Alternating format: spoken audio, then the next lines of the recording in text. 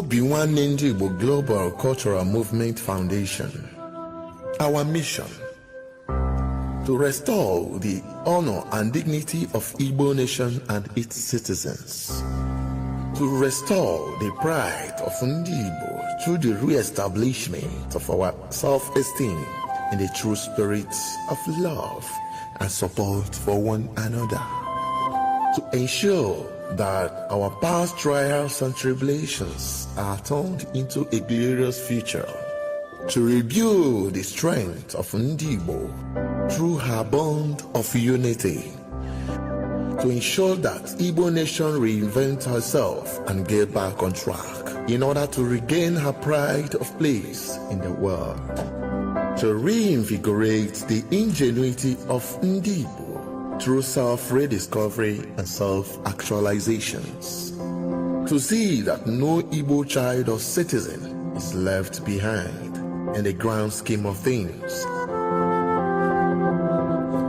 For inquiries, call Director Nwachineke Ugu OKECHUKWU, Ukraine on +380 975 221413.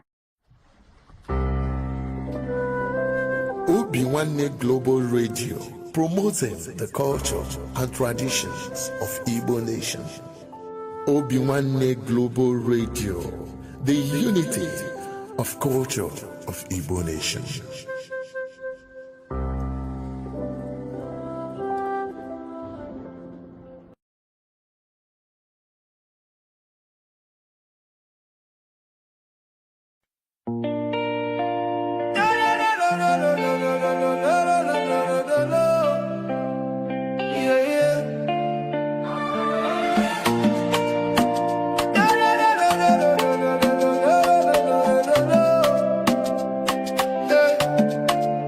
From the streets of Hamburg, across the deep blue sea, a message for the children, for you and for me. Obinwannem is calling, can you hear the sound? The roots of our fathers are being found. We know they forget where we come from, the strength of a lion, the beat of the drum.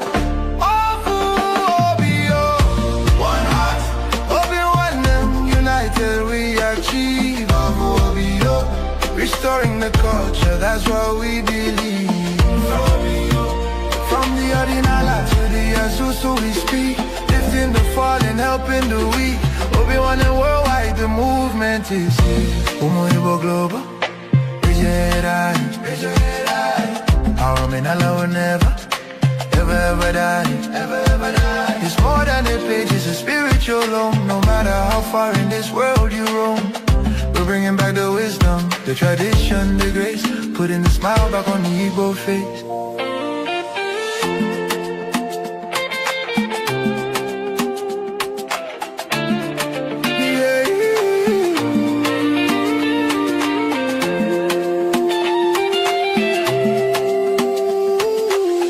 A high energy.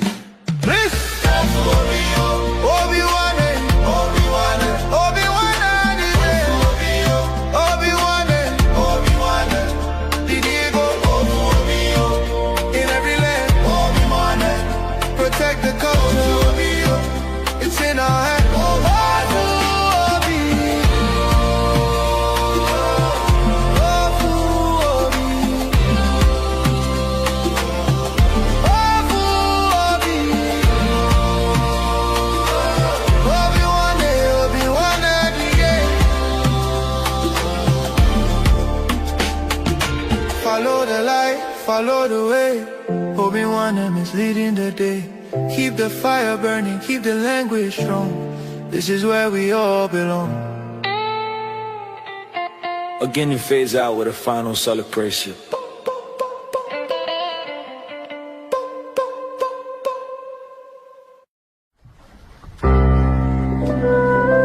Obinwanem Global Radio, promoting the culture and traditions of Igbo nation. Igbo Igbo ekelekwa m unu taa. na ụbọchị nke taa anyị nọ na ụlọ ọrụ anyị bụ ụlọ ọrụ ndị Obinwannem Media Company nke dị na Enugu na Nsukka kwa. Tata o nwere nnukwu nna anyị na ya nọ tata ga-akọwara anyị ọtụtụ ihe nke ndị anyị kwesịrị ịma na ihe ndị anyị ga-esi na ya wee mụta ihe n'ala Igbo bụ ihe gbasakwara omenala na ka obodo si wee dị. Mana tutu anyị aga n'iru, aga m ebu ụzọ ka nkọwa onwe m wee metụkwanụ ọjị, maka na Igbo nwere usoro esi aga. Mụ onwe m nọ na n'olu ya bụ Ada Nsukka. Aga m nwere ọjị anyị nwere ugbu a, anyị ga-ebu ụzọ chere nnukwu nna anyị ọjị. Ya mere na ka m burugodo ọjị bunye nnukwu mmadụ anyị na ya nọ ebe a ka o chere anyị nna anyị ukwu. Nna anyị enwetakwa ọjị ka ya ichere ndị bịara be anyị. Igbo bụ Igbo, ekene m unu. A na-asị ọjị ọha maka eze His Royal Highness Igwe Dr. Ambassador Patrick Chukwuemeka Okolo Chukwu wee eze one of Mbunano Ancient Kingdom, eze Igwe one of Nsukka. Ọjị abịara na-egosi ọha egosila m na ọjị ya bụ ọjị ọha. Igbo bụ Igbo, Igwe ọjị ọha Madọrịa nwoke mbịa wara anyị ọjị a ebe anyị na Nsukka na nwata na wa ọjị okenye wee gọọ ọbịa wara m ọjị a.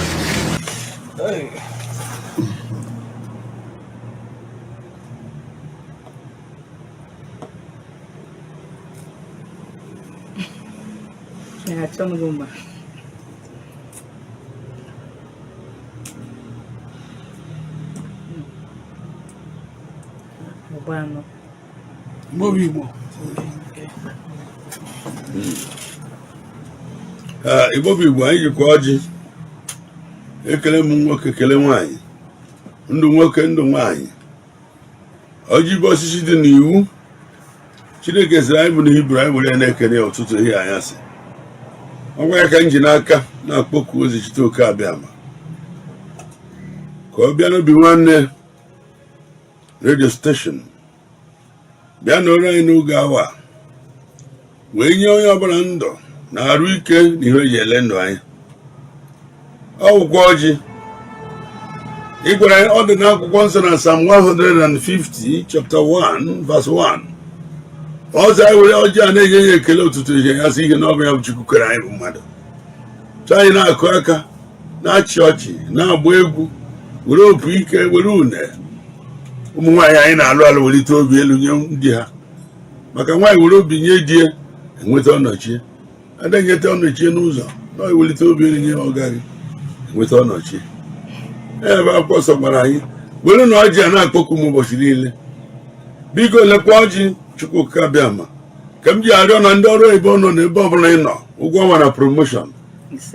Ebe onye nọ nwere aka ọrụ ọrụchasị kwụ anyị ụgwọ. Onye ahịa bụ ọkpọbọ oleji ori uru. Anyị bụ ndị eze nọchiri anya Jizọs Kraịst, maka Jizọs bụ eze ka eze, ma ọ bụ anyị bụ eze na-echere ya obodo. Unu lee ya na akwụkwọ nsọ na Baịbụl bụ ya bụ akwụkwọ ndụ.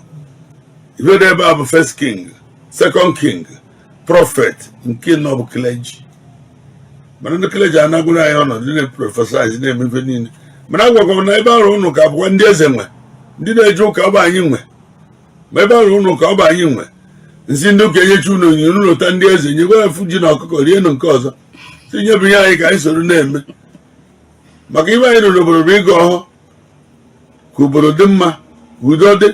Mgbe anyị onye ọ dịara mma ọ bịa kedu eze a na-agụ bịagadena bịagadena bịagadena nna nna bịagadena bịagadena bịagadena bịagadena nna. Onye ọ dịara mma rutere eze, unu tụọ m eze igwe ọ bụrụ na-egwebego nkịta eze igwe. Ọkwa ọjị a ka m ji na-arịọ Chukwu abịama ka ịkwalite ọnọdụ Obinwannem redio steshọn a, maka ọ bụ mbido ọfụ ka ha na-ebido. Vuere ụzọ kpere hazi ndị nchuchu ama bịa ebe ha nọ, ndị njụ, ndị ụyere ala aka ga-ebi ihe n'ala. Ya na ha kwuru egwu niile ga na-anụ ya. Enyemaka ga na-esi ebe dị iche iche abịa wee kwado ha ka nwee ike kwụzido. Na-arịọ na Naijiria anyị nọ n'ime, biko ndị na-achị anyị gbaa ha ume, nye ha amamihe ka elekweta ndị a na-achị. agụ egbugo mana na Naịjirịa abụghị ihe ziri ezi ma Chineke fụrụ Naịjirịa n'anya anyị ikuku anyị dị iche ala anyị dị iche mmiri anyị na-anwụ dị iche ife niile anyị na-enwe Chukwu fụrụ anyị n'anya mana ndị na-achị anyị achị isi afụtara ebe ha nọ biko tinye akọ na uche ka ha lekwesị ndị a na-achị anya na-arịọ ka na anyị ga-ata ọjị a n'ụtụtụ a tata ndụ tata nghọta maka nghọta ka bụ nke mbụ maka na nghọta na okwu amada na Naịjirịa okwu amada dị na nwunye ọmada nwanne na nwanne mana ihe na-eso okwu bụ aghọta gị na-arịọ ka na anyị ga-ata ọjị a n'aha gị site na Kraịst onye nwe ekele m unu Deje Igwe Eze Igwe one of Nsukka. ekele m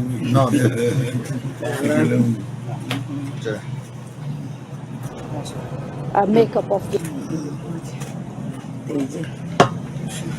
none daalụ nọ daalụ mmegorgwa kilo a na-adị mma na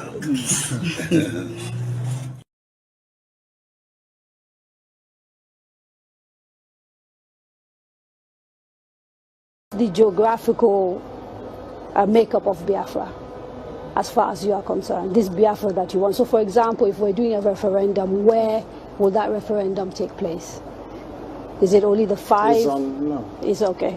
It's on, which is River State, Bayelsa, Delta, Anambra, Imo, Enugu, Ebonyi, Cross River. Akwa Ibom? And Akwa Ibom, of course. Yes. Right. Those are the coasters. Basically, Bayelsa? yes. Southeast and South-South without Edo State. Without Edo State. That's correct. And then including Igede, Idoma. Right, the Benues. So That's the correct. Igalas and part of the Absolutely. Kogi, Yes, Kogi yes, State, right? yeah.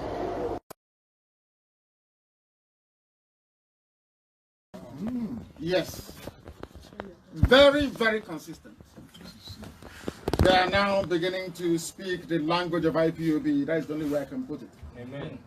There is nothing contained in what Tiwa Danjuma said or Paya Dabanjo that we have not said on Radio Biafra before.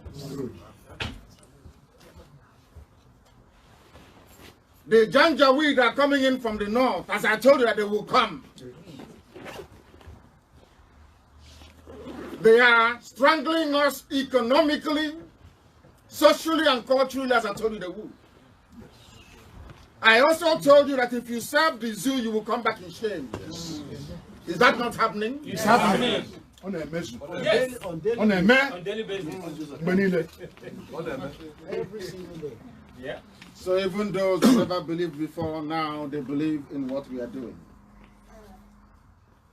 The message from Baltimore today to the whole world and those who are unfortunate to be in the zoo is this: that what IPOB is fighting for is for the betterment of everybody. Yes. Yes. Of everybody currently, or should I say presently, yes. We must set those people free. Yes. For us to be completely free, we must set others free as well. Yes. Yes. Yes. Yes. And that's exactly what we're doing. Yeah. And I'm glad to say that their senses are now coming back. They are now realizing that what those miscreants are saying or have been saying for very many years is reality after all. But you know them, shame won't allow them to come out. All of them. Yeah. I see IPOB as that rejected stone, isn't it?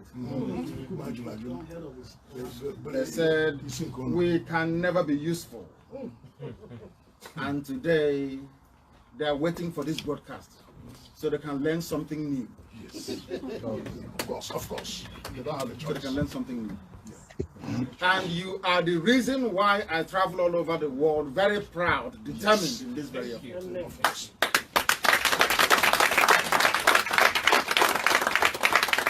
Because sometimes I say to myself, why must we continue?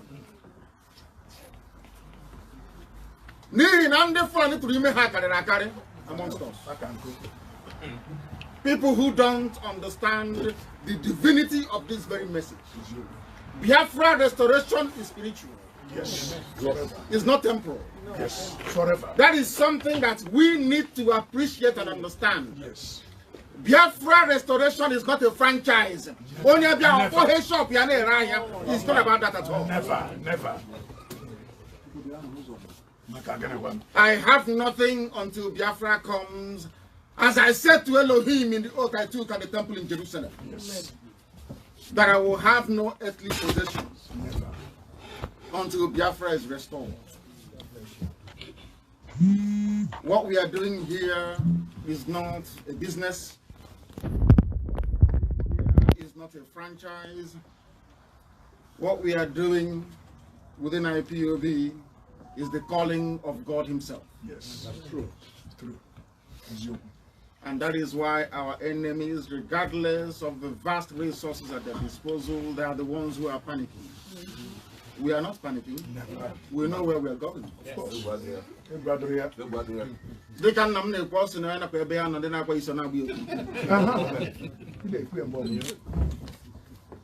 because the Zoom must fall. Yes. I promise the Fulani that I will break Nigeria into pieces. It will no longer exist as an entity. Oh my God. It doesn't matter what they do. It's a proclamation that will come to pass because anything I say behind this microphone comes to pass. I said everything. Even when I said I would sacrifice my parents, I didn't know what I was saying.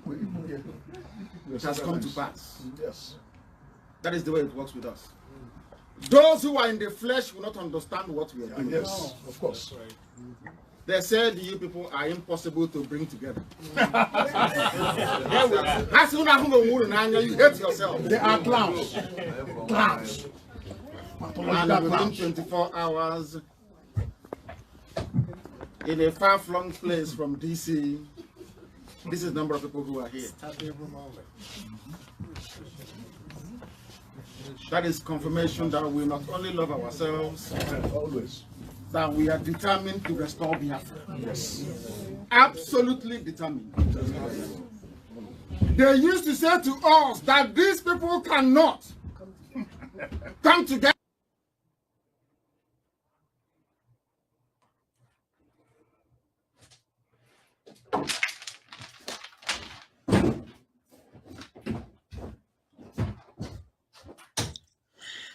I'll put a in Abua. Food is Africa. The food is worldwide. Yes, yes, I'm hearing you. Mr. Mike, you look so good and so. Wow, is that Mr. Mike Arnold? That's me. I thought it's a high chief from Igbo land. Yeah, I was surprised, man. He just surprised us here. You look so. It's great to see you, Mr. Mike Arnold. It's good to be here. Thank you for having me. Yes, yes. Thank you so much. Thank you very much. Thank you very much. Yeah. Okute, you have to, coordinate everything and let everything be in order. But first of all, we have to introduce ourselves and let the whole world knows who we are, and especially our beloved Biafrans and our also beloved Oduduwa and Arewa, and those people that is agitating for the freedom of all nations that is under the bondage right now. So on behalf of them, at least we have to let the whole world know that we are here for peace and love and unity. Amen. So I will start by myself, introduce myself. My name Mazi Ugu Alexander OKECHUKWU. I am from Amaji Umakashi, NSUKKA, in Enugu State. Enugu State is in Biafra land, and we are agitating for the freedom of our people. We are trying our possible best to let the whole world know that we want freedom, and I believe that all the countries that have a human right and the conscience of human right I believe they will understand what we are trying to do. I'm based in Hamburg, Germany. As I'm working in IT company, and I am also the founder and the leader of Obinwannem Foundation Worldwide and Obinwannem Limited Liability Company. We are trying to promote our culture and our tradition, and also agitate for the freedom of our people and voice for those people that cannot voice out.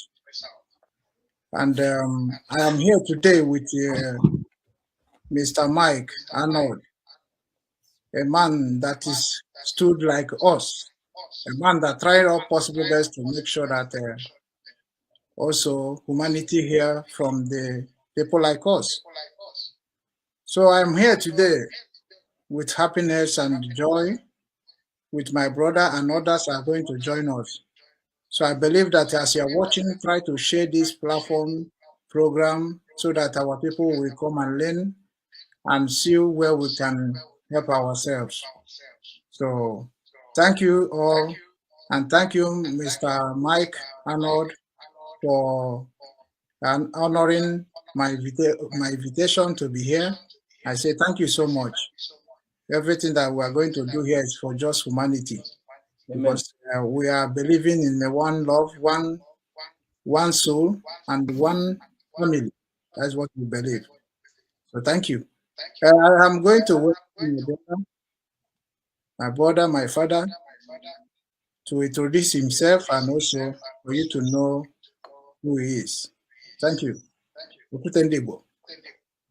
Oh, thank you, Obinwannem Worldwide. Thank you, Mr. Mike Arnold. Thank you for being here today with us. My name is OKECHUKWU, meaning Power of God, but I'm called 12 Covenant Stones, 12 stones, because indeed I believe I am a covenant child. I was born a Biafran child. I was born in IKUKU camp during the Biafran genocide, and can say I'm born in a million survivor, because at about that, 1 million or more children perished while the world was watching, and it's still the same drama lingering. So personally, I'm based in Hamburg. I'm a Pan-Africanist. I'm also a founder of a Pan-African Sports and Culture Club for Integration called New Rangers. Our slogan says one for all and all for one. In German, we say Eine for alle, alle for eine. So, and it's my delight. And I've been watching our friend here, Mr. Mike Arnold. I see him on spirit of one for all, and all for one. That is humanity for religion. So thank you, ladies and gentlemen. And like today is NKWO Day, that is the air day. We call it the day of the air. Let the air of wisdom, knowledge, and power. Let the air of positive energy. Let the virtue that we are going to utter here go forth. Like our God promised in the beginning, same yesterday, today, and forever. So we uphold His word, but then before the day for us to glorify it. Thank you, my people, for joining us. It's my pleasure to be here. I'm highly honored to be received in such a way. Thank you, and God bless you. Yeah, you too. Yeah, thank you so much, Mr. Stone. Thank you so much, 12 Stone. 12 Stone. Thank you so much. You have a new hat on. We are. You couldn't let me be the only one, could you? No, I want to look like you. I want to be happy. You know, when I'm looking to my father, I'm so lovely. You know, I just want to look like you. That's why. Okay. You are going to win me on this, man. We can keep going. I can. Thank you so much. Thank you so much. You know, our culture is so much good. Our culture is a culture that everybody wishes to, you know, emulate. But and that is why we are here. That is why this platform is here, to promote our culture, Igbo culture, and to promote their languages, you know, and also the way of their life, because many people have misleaded the way of the Igbo lives. You know the history, you know how Igbo people react. Igbo people, we know ourselves by hard working. But today, a lot of things have transpired. So, Mr. Michael, in our country, Mazi Mike, you know, you have to introduce yourself and tell my audience and my family all over the world who you are and why you are here today. They are going to be joyful to hear from you. Thank you. Well, thank you so much. I'm a simple guy from a small town in Texas. In 2010, I couldn't have found Nigeria on a map, but I was invited to accompany a friend who was going to be leading keynoting a ministry leadership conference in Owerri. And I met the organizer, a amazing man, ended up being my mentor, my papa, Professor John Ofwebu, from a little village outside of Owerri. And he was, I have to say, he was the earth shaker. I carry his mantle that he put on me in his village. And I traveled to Nigeria now a total of 16 times, so much of it in my beloved, what I consider my second home, which is the Delta region, from Owerri, Port Harcourt, Aba, Umuahia, all through there. I've been to Bukuma, the island. That is where I feel at home, and the values, the character, the culture, the family, the faith, the entrepreneurism, the unruliness. I love it. I relate, and I believe that those are the characteristics, the trait, the people that are destined for greatness. The personal characteristics, the values that made America great are very hard to find in America these days, but I see them there. And I see them wherever I find your people. Well, I would say our people, but I can't get away with that because I don't have the DNA. But it's my adopted people that I've been adopted by. Yeah.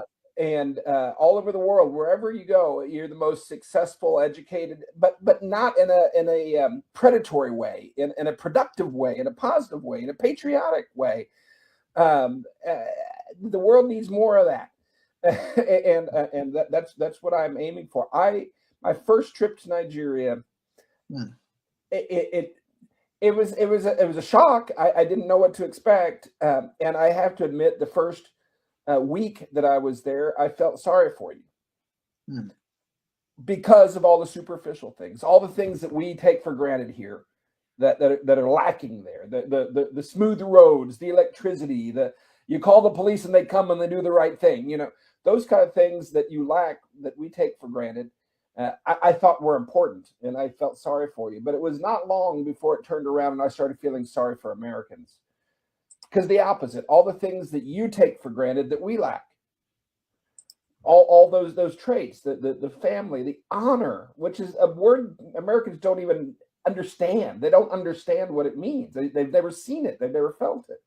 Honor, integrity, family, community, passion, hope, entrepreneurism. That's why I feel sorry for America, because we may have the superficial things, but we lack the things that built them to begin with. We lack the meaning and the heart. And I've begged you to send missionaries to us because we need them.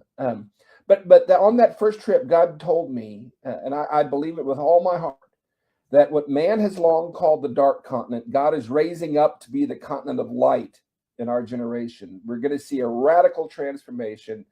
And I believe that breakout point is Nigeria, specifically that region that, and there are points all over. And that's where I want to talk to my friends that don't be so exclusive. Reach out. There are other points of light. There are other people that have the same yearning, the same longing, the same desire, but across the nation that we call Nigeria. But I believe you're the epicenter. I believe that your tribe, your region, your culture needs to be and will be the breakout point for a global revival. And I want to be a part of that. And so I'm honored to be here. I'm honored to contribute to the cause any way that I can. And you have my undying commitment to that.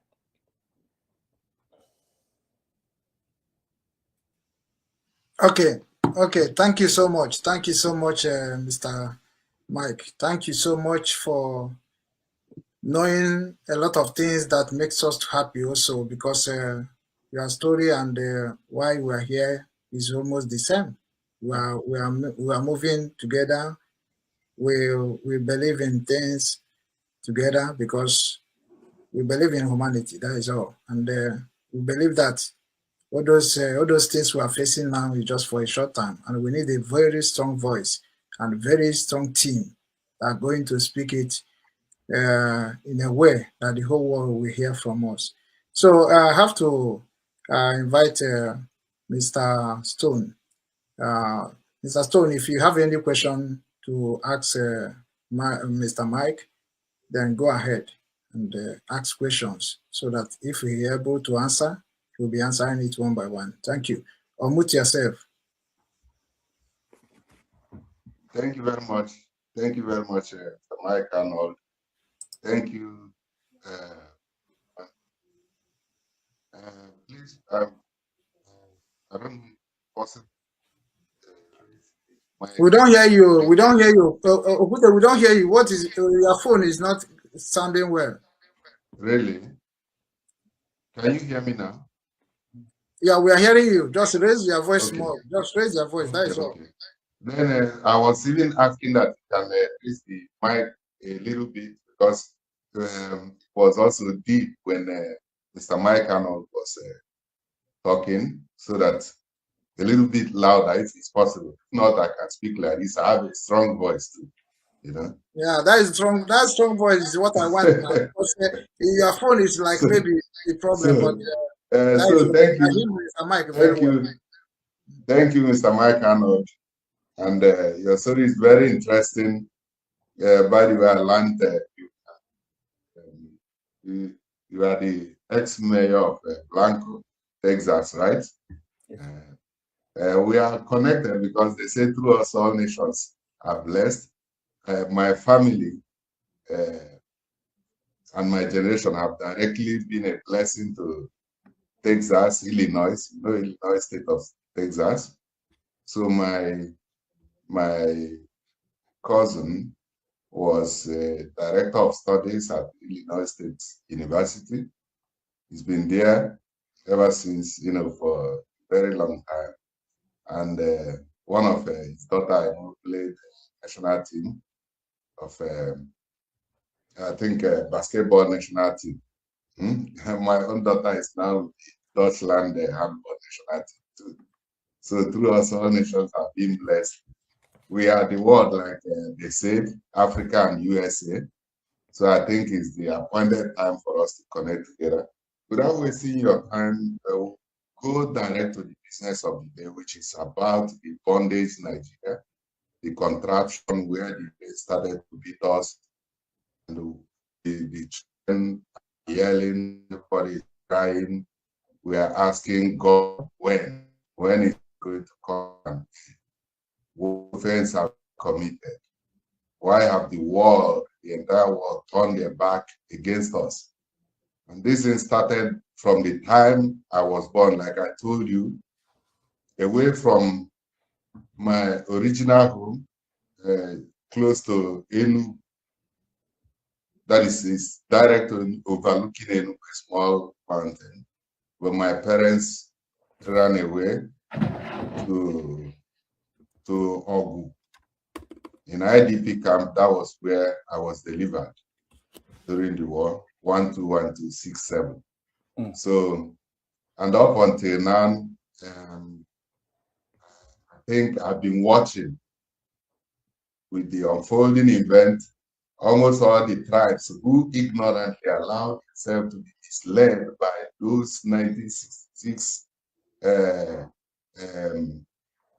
1960s coup plotters, counter coup plotters who deceived the people, and they are still alive today. God is keeping them alive to confess, because they like not buying of sinners, but their repentance and forgiveness. So, unfortunately, Nigeria is a land where the natives are being honored. This bunch are those who are called those who own Nigeria today. So, the whole tribes who ignorantly joined or became willing vessels to lose on that vision, all of them, the voice is telling me, look at the religion, they are all in IDP camp today. We are by no means rejoicing about it, because it tells us to mourn when our neighbors mourn and rejoice with them when they rejoice. So we are truly mourning, because we are forgiven. We are no longer in the grave. The Biafrans are no longer. 5 million were born alive. But of us is the 20th generation of Christ. So my first question to you, Mr. Mike Arnold, is why is Christian unaliving? We call it, we use it because of censor, buying. You understand what we mean when we say buying? Eh? That is to unalive. So why is the Christian buyings in Southeast not mentioned? There is little or no awareness of the Christian buyings in the Southeast and Biafra land, like that of Middle Belt, Plateau, Northern Nigeria. That is, instead, they try to paint a picture of a kind of insecurity, which we know is man-made, because it's the same script from Northeast that was passed down to the Southeast politicians, and they became willing vessels to create that confusion, to give dog a bad name, to buy him. That is the Biafra and the Biafra restoration. So why is it that the world is, buying that this side, and they are looking the other way? They are doing little or nothing to address the direct truth about this confusion, just the same way they did in 1967, even at the time when Bush unalived himself in front of the United Nations. The world looked the other way. He kept mum, and until that genocide ended the life of innocent 5 million people. And they told them, my ignorance, declare no turnover, shall discover it today. And you and I knows the truth in the word of God. It says every drop must be accountable of that red water of food. So why is the world, why is America not directly? Is it that they are not well informed and they just choose to keep quiet, play along with the politics of the Nigerian system? That's a good question, fair question. I'm going to approach it from a couple different angles, and I'm just going to be candid and I'm going to be truthful. First of all, most Americans, most people in the world, most of our elected officials couldn't find the nation of Nigeria on a map. That's just the reality. And so to ask about the internal, I know the reality. I know from where you sit, it's more than just an internal nuance, but for the rest of the world, here's a country we know nothing about. We don't know where it is. And you expect me to understand the internal nuance and politics and divisions within it? It's just not reasonable. It'd be like me asking you, why don't you care about my rival? We live in the city of Blanco, and 12 miles up the road is the city of Johnson City, and we have a rivalry in some ways. Why aren't you concerned about that? That is not. I'm not trivializing it, and I know that it's not. It's not apples and apples, but it's the same concept. The world, only part of the world, and only the people that care have only just now started to pay attention by the mere fact that, 190,000 people, about 120,000 of them or more being Christian, have been slaughtered. They don't know what region, they don't know whether it's north, south, east, west, central, or what, but they know that there's maybe a genocide taking place. That's the level of awareness of most people in the world, including most leaders and decision makers. So part of it is education. Part of it is self-inflicted. I'm online these days. I was never set out to be an influencer, but I guess God had other plans lately. I'll post something about ending the genocide. I'll post something about how bad the government is, something like that. And so many people get on there and all they reply is Biafra now, Biafra now, Biafra now, Biafra now. That's all they say. And nobody knows what that means. And stating your goal is fine, but tell me how you want to get there. What's your strategy? What's your plan? What are you trying to do? It pushes people away. So that's one part of the reality, but you also have to understand in the context of it, and I've been working to unravel it because it goes very, very deep. When I first started this advocacy and was not when I've been trying this advocacy for a very long time, but when the world started paying attention after the October 14th press conference, and I started, I was invited into some of these circles in Washington, and but the first instruction I got was, oh, don't mention Biafra. People will close their doors in Washington if you say that word. And I've seen that. I've experienced that. It's interesting. Behind the scenes, some of these same people, well, I agree that they've been wrong that it should be separated, but they'll never say it because doors will close. And you start to dig into it. Well, those doors, first of all, there's a lot of lobby money and there's a lot of deep state. The deep state thrives on division, destruction, and looting. The deep state wants to see you divided and conquered. Okay? The lobby wants to. But what I believe is driving that, when you really get down to it, is the British and their interests. We have a special relationship. I'm pretty certain that the word's gotten out over the years. Don't say this stuff. It's their dirty secret. They didn't expect the world of social media. They didn't expect people to start paying attention and talking about this. And they've worked very aggressively from the time it was happening to now to suppress that truth. Because I did the math. They owe you about $6 trillion in reparations. That's twice their annual GDP of Great Britain. And if the truth ever came out and you ever got a voice and you ever got legal standing, you could take everything they have. Rightfully so, because they've stolen everything they have. You don't get to be the richest, most powerful nation in the world, but from an island off of Europe by being nice guys. It's a grand fraud perpetrated by the British and then continued by the globalists, the communists, and the radical Islamists. Okay, so there is a conspiracy against the truth and against righteousness, against goodness. That's the environment that you're in, and that's just the reality of it. We can look at it and analyze it and slice and dice it. The question becomes, what's the path forward? How do we achieve righteousness? How do we achieve autonomy? How do we achieve freedom? And that's the real question we should be asking, not why are people not paying attention?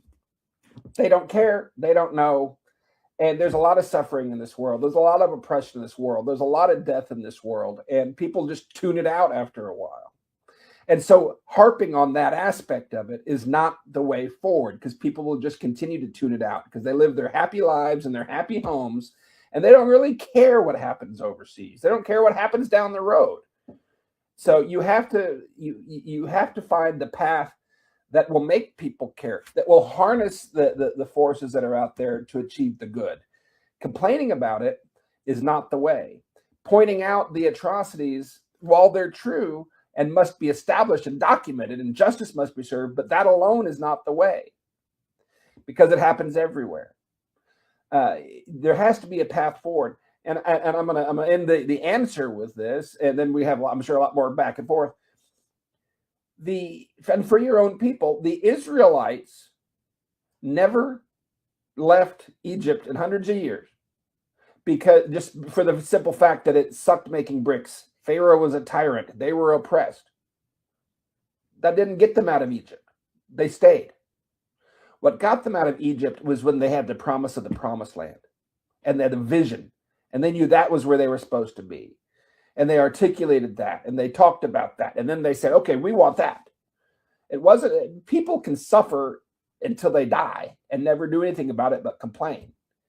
But when they have a vision, without vision, people perish. When they have the vision of what it can be, what it should be, what's practical and what's real, that's when change comes. That's when the world can get behind you. People, I've learned this in sales, you may know this, or in fundraising, for example, because I raise funds for schools. People don't give to distress. People give to success. People don't invest in failure. They invest in vision and a future. And so what I'm trying to do and advocating for you and for your goals is say, stop complaining. Not that you don't have anything to complain about, believe me, but that shouldn't be the message. The message is what it can be. And that, to me, is what's gripping. That's what gripped my heart. Not seeing how bad it was, but seeing how good it can be. And I believe that messaging shift and that strategic shift must happen in the movement, or it will never get traction. And I believe there's time right now, historical window of opportunity right now, to bring dramatic change. And I'm talking about Donald Trump and his window of opportunity. He's a historic figure, for hundreds of years. And I'm telling you, I can validate and go into all the details, but here's the fact.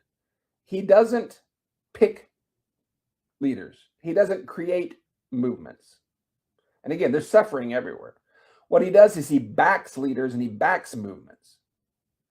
And until there's that movement towards a positive vision and a leader that's saying the right things and not the ugly things, he's not going to get involved for your people. I believe he can. I believe he will. But we have to have a messaging change. We have to have leadership stand up and point to the promised land instead of pointing back at how bad Egypt is. Does that make sense?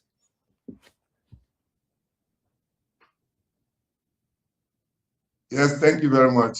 Thank you, Mr. Mike Arnold. Made a lot of sense, very powerful points. But the particular one I took hold of is the source of the problem. That is religion. The source of the problem is our religious covenant history. The oath of Egypt, the truth, the oath over a lie. The oath over a lie that adopted the system of things that now is. So we all knew the history. Africa is the whipping child of the whole process. Right. For centuries. If you remember Genesis, he said when the world started, we were speaking one language and of one speech, and we are coming from the east. The prophetic East, until we started building towers to them. So personally, I must say that I stand with the spirit of one for all, of one, because in my family, I am black and white. That's why my first daughter can more fair in complexion than you. So we look not at the outer colors, but we are spiritual psychologists and see the heart. So religion is the root of that problem. I know America with the present administration, the previous one with our so-called, I call him a prodigal son, the Obama, was a desert. But the present one, Mr. DJ Trump, is like on a divine mission, and we're still watching him with the 6 eyes. And his actions is also speaking louder than voice. It goes direct to the root of the problem in this present time. So, this religion, my question surrounding it now is, it has been a decide that is fashioned, or they call it device, that is fashioned against Africa, who are referenced as lost flocks in the whole scripture, because both Bible and Quran are representing one history. Then our problem started from the incident of the covenant. And then the whole scripture told us the body of Esau, and the voice of Jacob. Because after that out of Egypt, and adopting the system of things, they adopted images that were painted in the house of God. That made the difference. Now, if you're a Bible reader, you go to Galatians 4, 21 to 31. You see, it's a very powerful 10 verse that is telling us about the history and where the rain started to beat us. So he said it was referencing to the present day Jerusalem. He says it's in bondage with his children and correspond with Hagar, the Arabian woman. And we popularly believe in Africa that this body, voice of Jacob and body of Israel, that the Archebulan Africa is the black and white, the covenant man, the true and father of the nation. But after that incident, that we sent the maid servant back to Egypt, then it anchored the generation of the Arabs. And that was about the time they came together, the leadership of the Western world. They came with especially English and Arabic to take that oath that adopted this system of things that happens.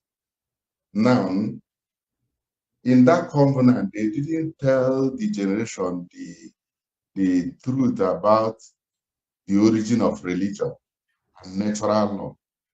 Rather, what we practice now is make believe. We have believers, Muslim believers, Christian believers, but we don't have people who know God and the truth in the Word of God. So my question now is, Mr. Mike Arnold, what can we do, political leaders, political and religious leaders of the world today? Because we have known that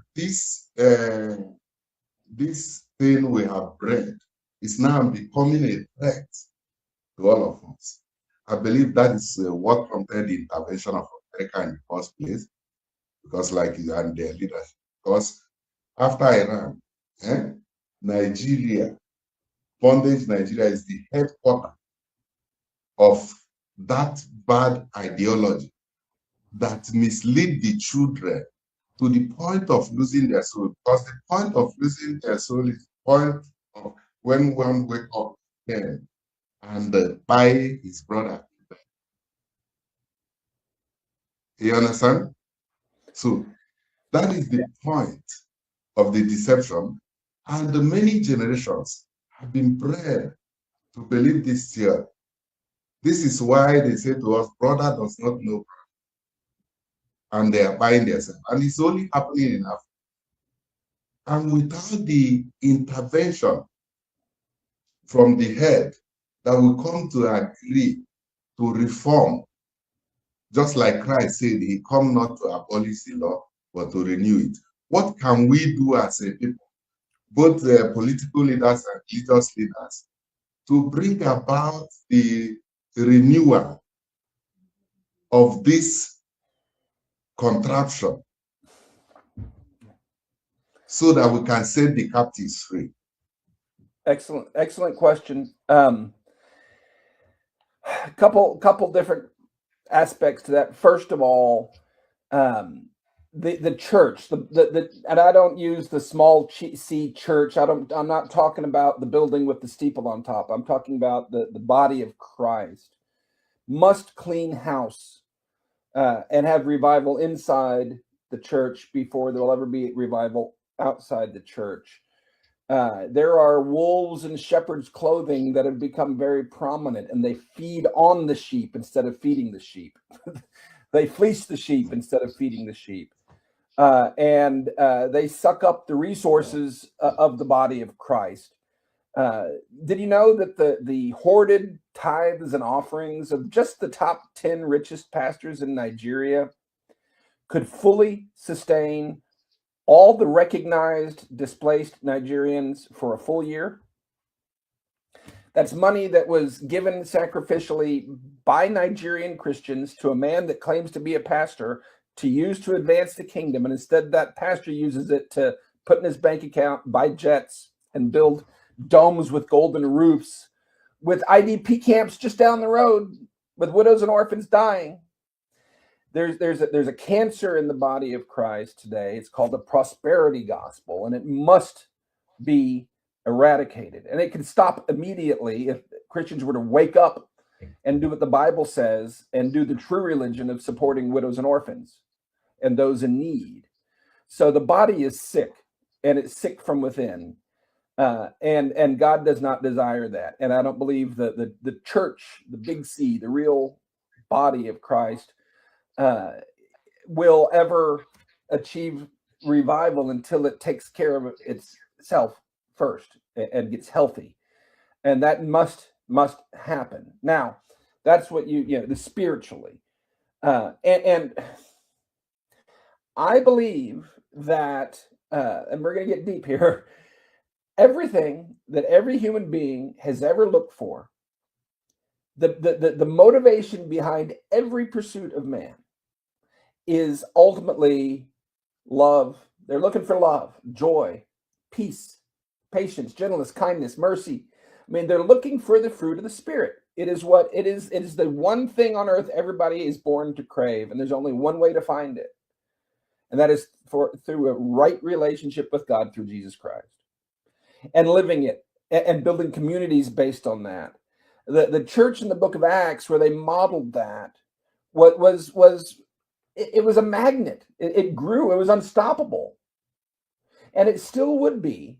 Anytime that I see the church, let me give you an example.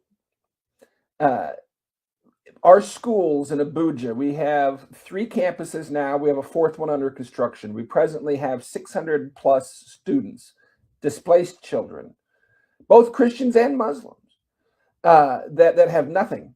And we're serving them, and we're reaching them, and we're making a difference. We work with the National Youth Service Corps, the NYSC. We have corpers assigned to us every year. And every year, every single one of them, sends a letter to their supervisor saying, please give me a different assignment. I do not want this assignment. Don't send me there. Every single one. At the end of their term, more than half of them beg to stay on staff. Please keep us here. We found what really matters. They may have a degree in marketing or in pre-law or in pharmacy, whatever it may be. And they have plans for a career and money and a house and all that stuff. And once they taste what true Christianity really looks like, really feels like, as humble as it is, they're willing to abandon all that to stay there. That is unstoppable when you can manifest the true religion of God. And it comes through selfless service. I had a pastor one time give a sermon, and it is still stuck with me all these 35 years later.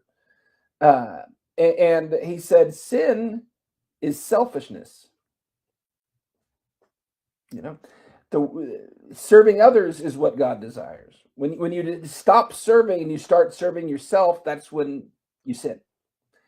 And so Nigerians, there's so many, the culture, the people are so wonderful and have so much potential. But when it comes to I call it churchianity, it seems like most of the resources get sucked up by these dragons that sit on top of the gold, and they sow their seed in greed. They're told, you give money to this rich guy and you'll get rich too. And instead of giving it to this hungry person, they walk past the starving widow to go put the money in an offering plate so that that guy can buy another jet. It's delusional. It's psychotic. It's diabolical. But until that spell is broken, the church will never rise. Now, politically, here's how it needs to be done, and I believe this is the way. And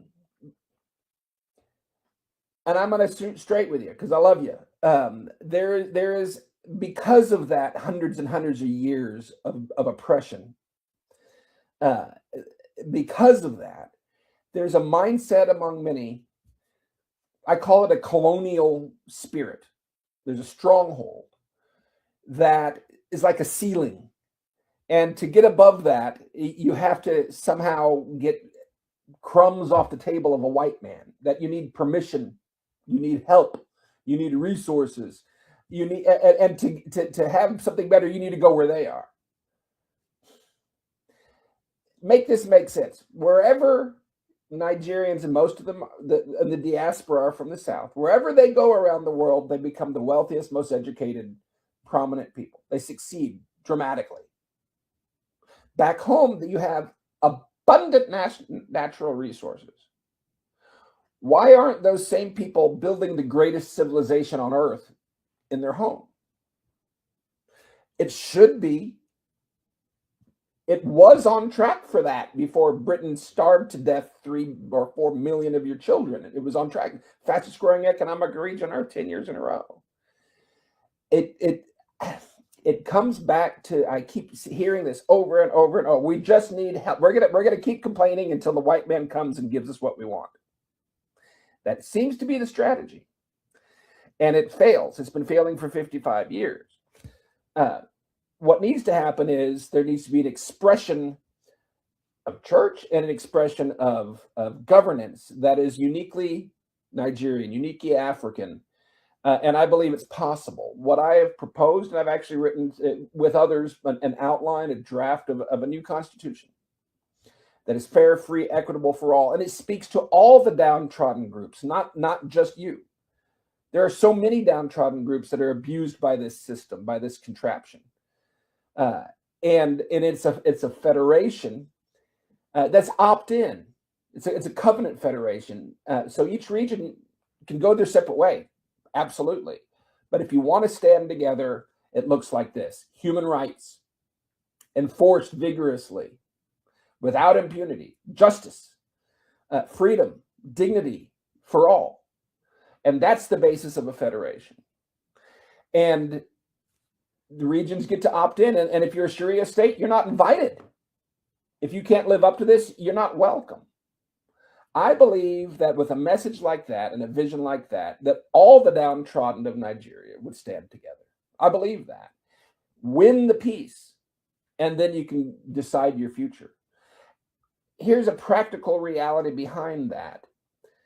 Donald Trump does not pick leaders. He doesn't start movements. He backs leaders. He backed movements. I believe if a new constitutional vision were to emerge, what I would do is I would do a council of kings, get all the 500 some odd kings, and make sure that they're authentic ones. There are some that the government is stuck in there. Get them together. Get them to vote on this constitution. And if it carries, ask the international community to recognize it. Ask Donald Trump to help you achieve it. And I believe you'll get it. I believe you'll get it. It's precedented.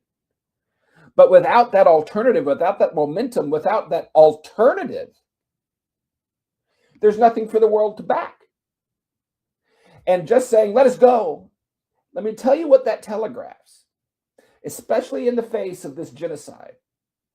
That means we don't care if they're getting killed across the borderline. Let them all die. Just let us go. And I'm certain that's not what's in your heart. But that's certainly the message that comes across. Yeah, they're getting killed over there. Screw them. Let us go. That doesn't fly. And it never, I don't think it ever will. I could be wrong. It hasn't worked yet. Instead, reach out to those. Stand together. Not to form, be shackled into the same boundaries forever. No, stand together to uproot the contraption with all of those that are being killed by it. And they exist. I'm getting positive feedback from every tribe and every region on this idea, positive, that want to do it. If Biafrans are what I know they are, and you know they are, should be the leaders of Africa, at least. It should be the most prominent nation. Act like it. Don't just say it's all about us. That's selfishness. Demonstrate your leadership. Demonstrate what you can do. Demonstrate your capability to lead. And I believe that the world will back you. But it has to not just be about your own little enclave. It has to be the reality that, yes, you're a part of Nigeria, whether you like it or not. Fix that, and then let. And I don't mean fix it as in you give. I mean tear down the evil, tear down the strongholds, and then you'll have peace to be able to go your separate way. And I think it can happen very fast. But there needs to be a change in strategy, and it needs to happen now. Otherwise, I don't see it ever happening. Okay, thank you very much, Mr. Mike Arnold. Your point is very, very clear, loud and clear. And I must say, on my own side now, you know, they say when the water starts to be clean from the head, it's clean till down. Our waters in Africa, they say our land is well situated, but the source of the living water is dirty. That's why it's consuming the children. The source of the living water in Africa is the leadership. So now we can see, like, for example, like CAF, like political leaders, and like religious leaders, they are based on the same feeders. So the best example we have in Africa in the leadership is Patrice Motsepe from South Africa. We have seen where he have thrown the African or developing African football now from the Morocco Nations Cup. And the best we can scale they use to wear Africa in leadership politically is Bola Ahmed Tinubu, which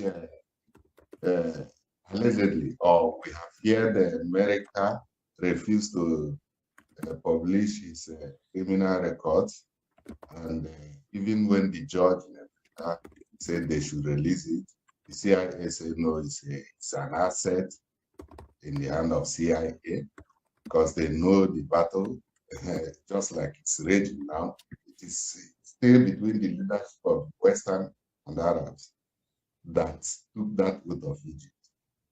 And then what the point you made that is very clear now, if we are ready, that is the question also I want to ask for reaffirmation. If we are ready now, because I know that we have that vision, then, but we don't have the support because of the devices of the wicked, because of this oath of Egypt that doesn't allow the power to return to the people. So if we are willing now to show you the way to help us, to actualize the freedom, the breaking of this yoke and bondage of Egypt, are you telling me that you can help us bring the attention of President DJ Trump to support us in the right direction? Because we know how to do it in a peaceful way. You understand me? Creating the awareness. The only thing, like I told you, we are in Africa. The only thing is to show them the way and create the brands that bring about the actualization of civil disobedience. I will cite one typical example. We have the same script 101% with German. Bondage Nigeria. The same script. German's case started 1939, ended 1945. And it was a case of dictators, extremists, who came and took over the law. We knew it. British, unfortunately, we call them mother of hypocrisy, because they are the one who drew the wall to Deutschland to stop the extremists here in this part of. And we all knew the history, how it happened. When it ended 45, 49, because there are those who believe in extremist way, they allow them to go to the one-party system. And that is exactly what is the system in Nigeria today. Now, from 49 to 61, almost every individual wanted to leave the zone. That was why they built Berlin Wall in 1961. And people were impoverished so badly until 1989, when the yoke became too heavy on them. The German folk, they rose up through a Monday demonstration. If you ask the history of Germany, Germany was restored through a Monday demonstration, which women and children were in front. And they were even, they occupied a foreign mission. We are making everything in open, refused to leave the place, and they were making a demand for slaughter. It's in the folk. We are the people, and power belongs to the people. They ask them what they want. They say they want that Berlin Wall, that Jericho Wall to collapse. And they didn't leave the street until it collapsed. So that was what brought about the free state of BRD, Bundesrepublik of Deutschland, today. And they practice regional freedom with minister presidents. They have presidents free of their region. Like in Hamburg State, we have our president here. In Bayern, they have. And they have only one ceremonial president in the person of Walter Steinmeier. It's always like a high priest. And there's a healthy economic competition. We practice this same system way back, and in which the Biafrans, the East Central region, was the world's fastest growing economy. Before this, the wicked came with their device. That was after the July 6 coup. Then Gowon came, and after the genocide, he changed everything back to, this contraption.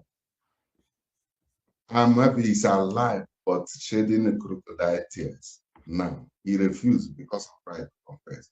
So now, why I'm saying all this is that there's this spirit. I've been passing this message to my people, but it's hard for them to hear. God is calling my people under the contraption called Bondage Nigeria to embrace 101% the German script, to find our foundation solid back to the original. In this way, we shall unveil patriotism automatically. And the patriotism gives birth to security. And that will bring about economic competition.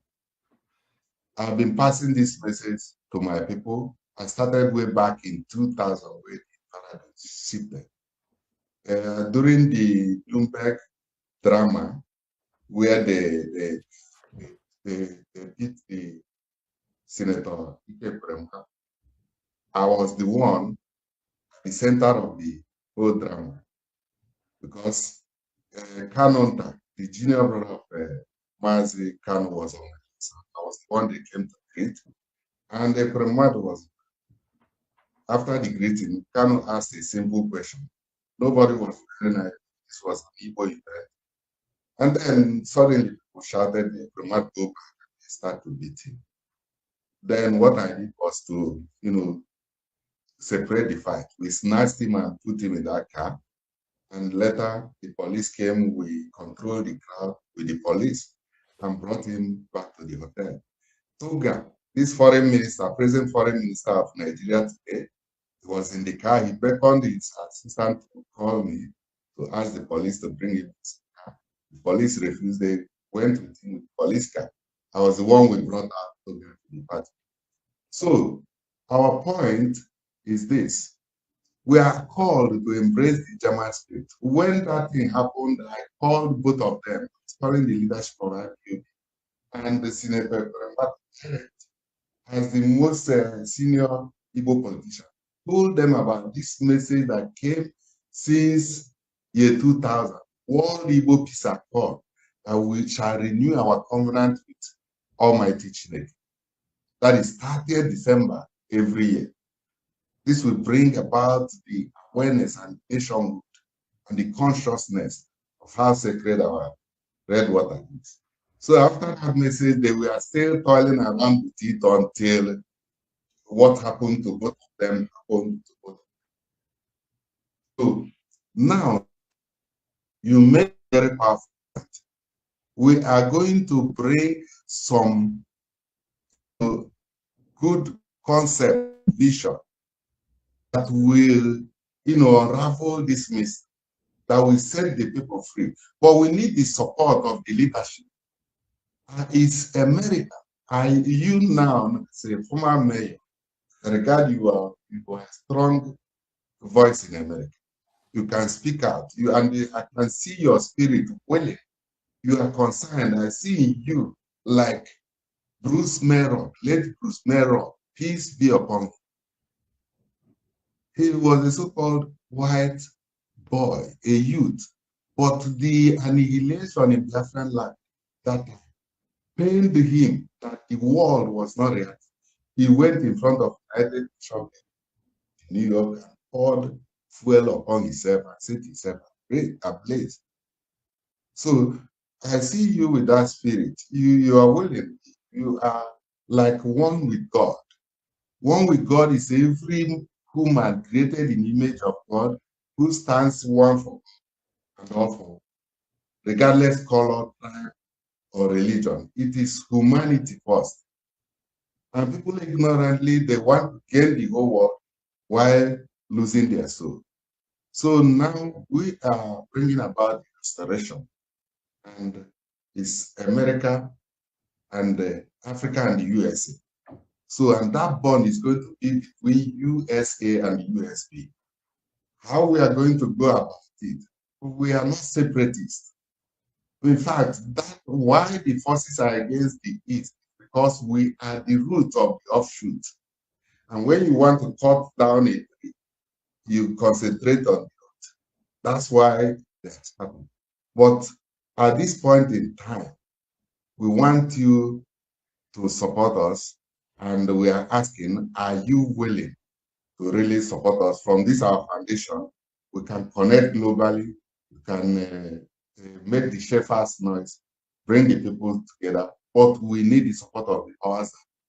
We are still very thankful of the little action, but our people are like, they are saying, they just came to see us because, but I told them that Trump knows what he's doing.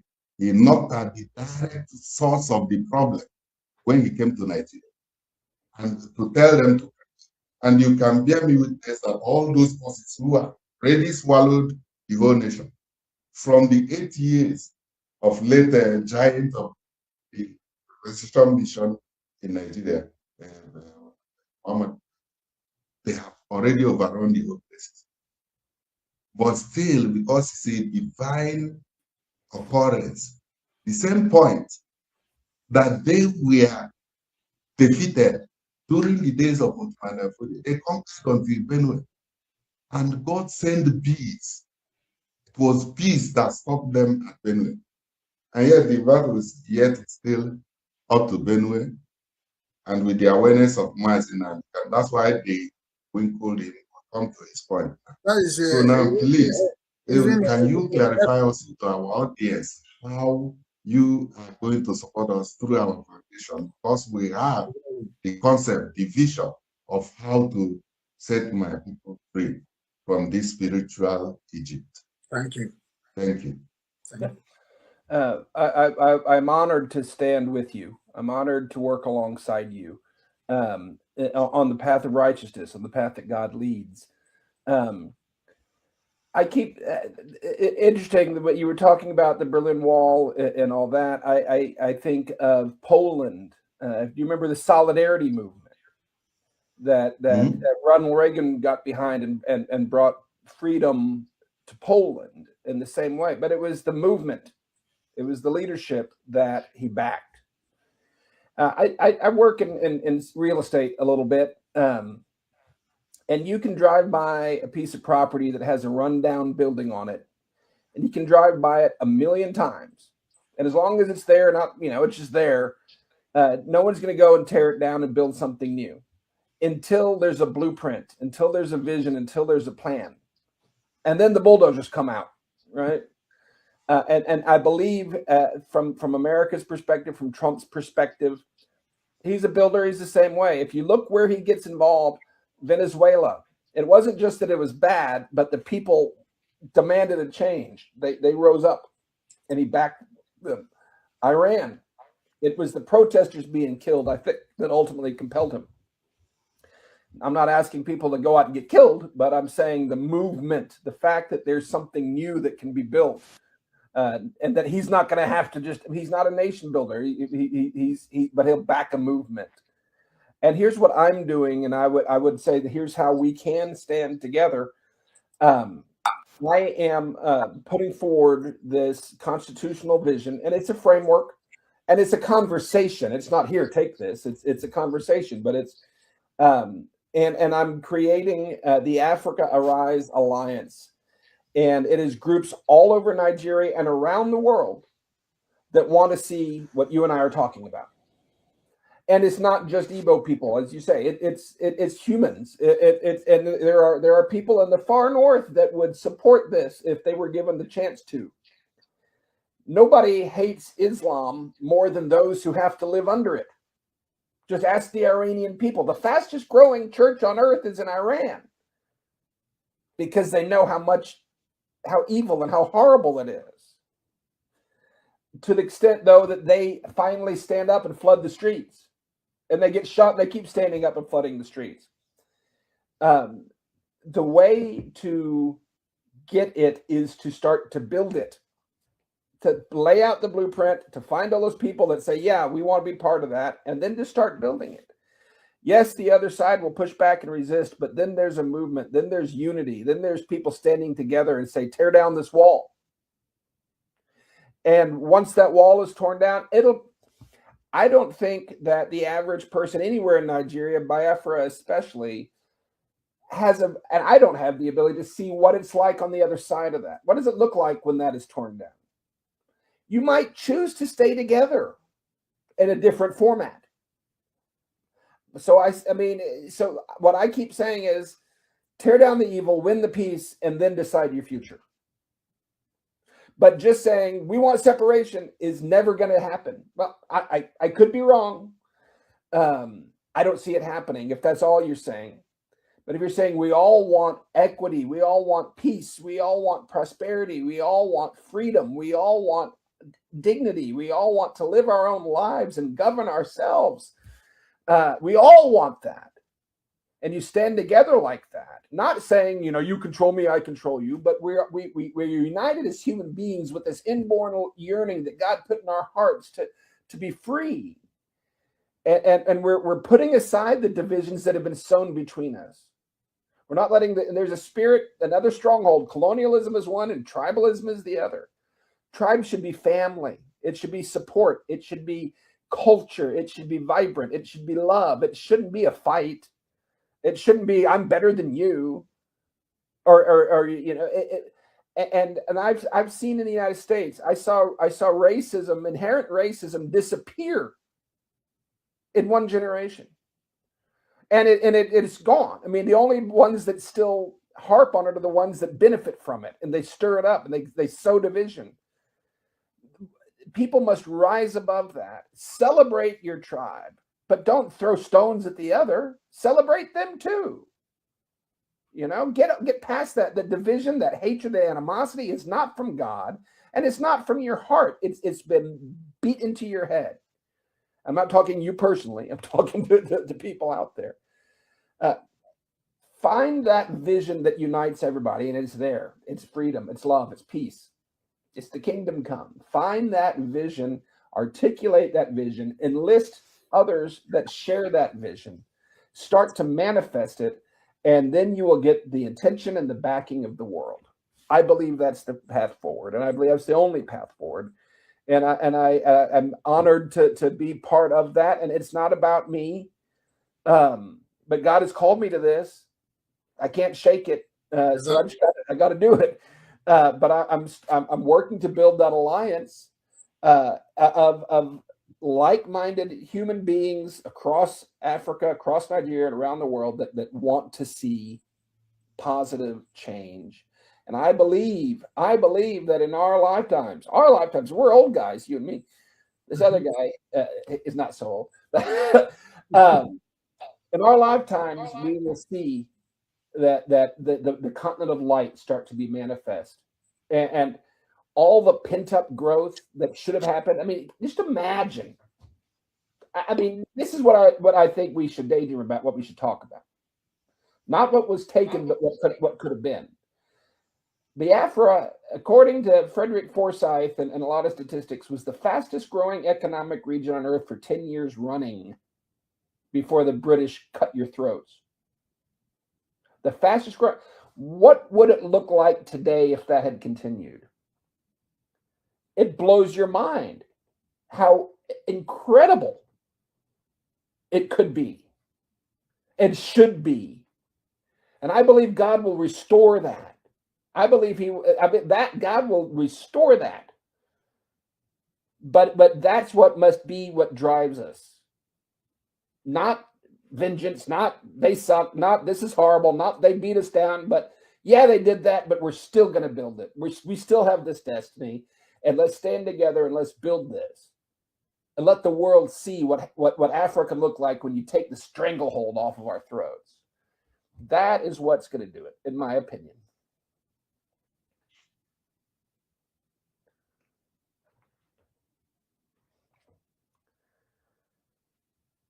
Okay. What I have to say again on that point is the source of our problem is one. Yeah? And that source is that we have been treated like slaves. You know, a slave, you agree for slaves. Slaves have no right. You understand? That's how they treated us since 1914. During the amalgamation, they claim till today, nobody, the whole people they are calling it's like NKWO, later Olu, later Fabeleva, all of them are still in that age. They are not of age in 1914. So nobody signed the amalgamation for us. Then stretching to 100 years, that for the expire, they are now to the back door renewing it. Now, going down to the Constitution, we all know how it happened in 1999. I don't think Nigeria people come together to agree on this Constitution. Now it was one to Salam Abubakar. These are the people who derailed us as a people, and by extension, the entire Africa. They wrote this Constitution in order, even the comrade Obasanjo, who was used to appease the Yorubas after the snatching Abiola's mandate. He didn't see the Constitution, but we used to swear him after 1999. So, and testifying, people are telling that throughout the Constitution, it's all about Sharia. Eh? They didn't even mention much about Christianity, not to talk of the original tradition of Africa. So we are not entirely not represented, even in that Constitution. Then, going further, I think that contraption is a device. You remember the scripture say, do not be ignorant of the devices of the wicked. It's a device. Just like the name Nigeria is also a device. You know, when the British came, they came for business. That was why they named Ghana Gold Coast, named the Nigeria Royal Company.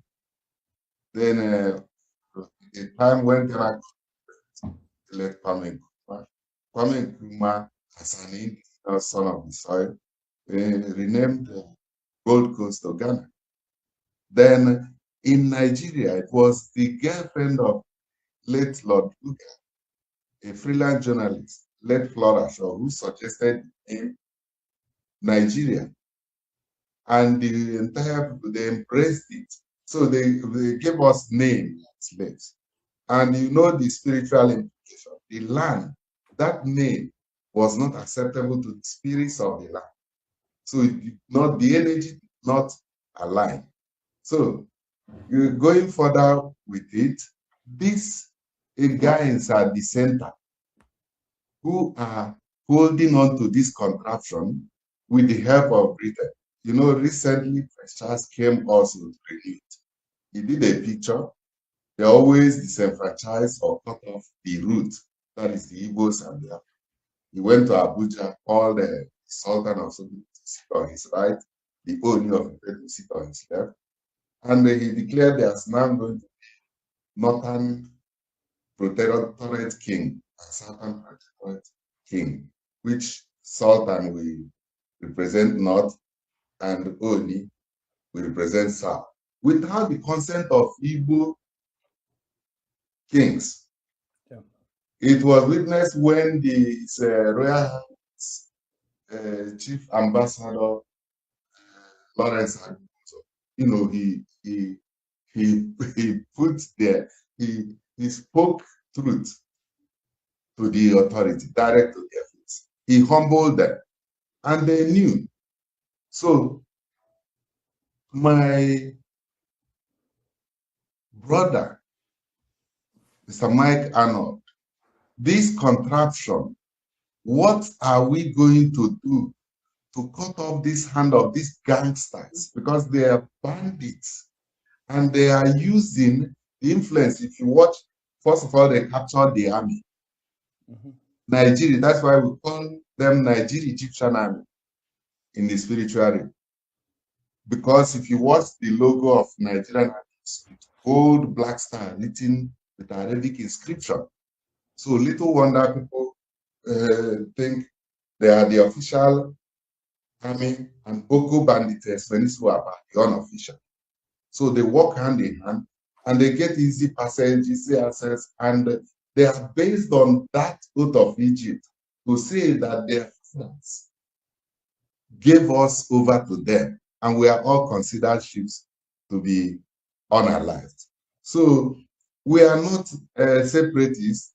The people are ready because I've done background checks. I speak Hausa very well. I know Hausas. 90% of Hausas, they feel like slaves, just like the Holy Ghost are feeling like slaves. Exactly. But that religious decide, that is the divide and rule, did not them, but now they are confessing, crying, but no one can hear their voice because those who are representing them are just like the Ahmed, the tools in the hand. So we call them colonial slave manager. Now, our help must come. We are appealing to the world through you and to the international community to remember God and his ways and humanity that says that every drop of red water must be accountable. These people will never let us go because they kind of, I don't know. So we are appealing, how are we going to really get the support that we need, to mobilize the people?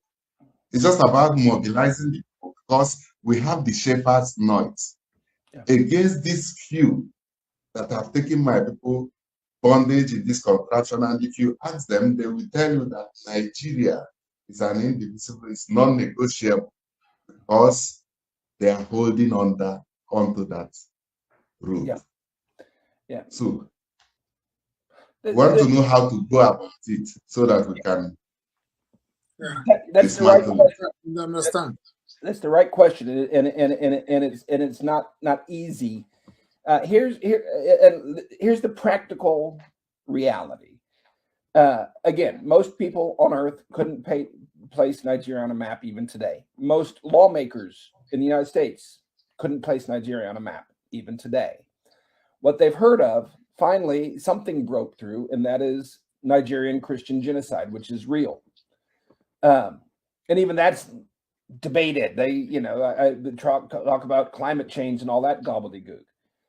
But there is some attention being paid by the world and by the U.S. government, and it's a little bit, but it's something. Okay. Let me give you another practical point. I got on Fox News. I was on live primetime Laura Ingraham angle. And it took me all day. I had to travel to Austin. They sent a driver to pick me up, and I got my suit on and got a haircut, all that stuff. And got in the studio and mic'd up, and it was total of maybe 6 or 7 minutes. I wasn't the only guest. I asked 3 questions. I got to speak a total of maybe 6 sentences. What do you say in 6 sentences to make people move? That's what and it was about the Nigerian Christian genocide.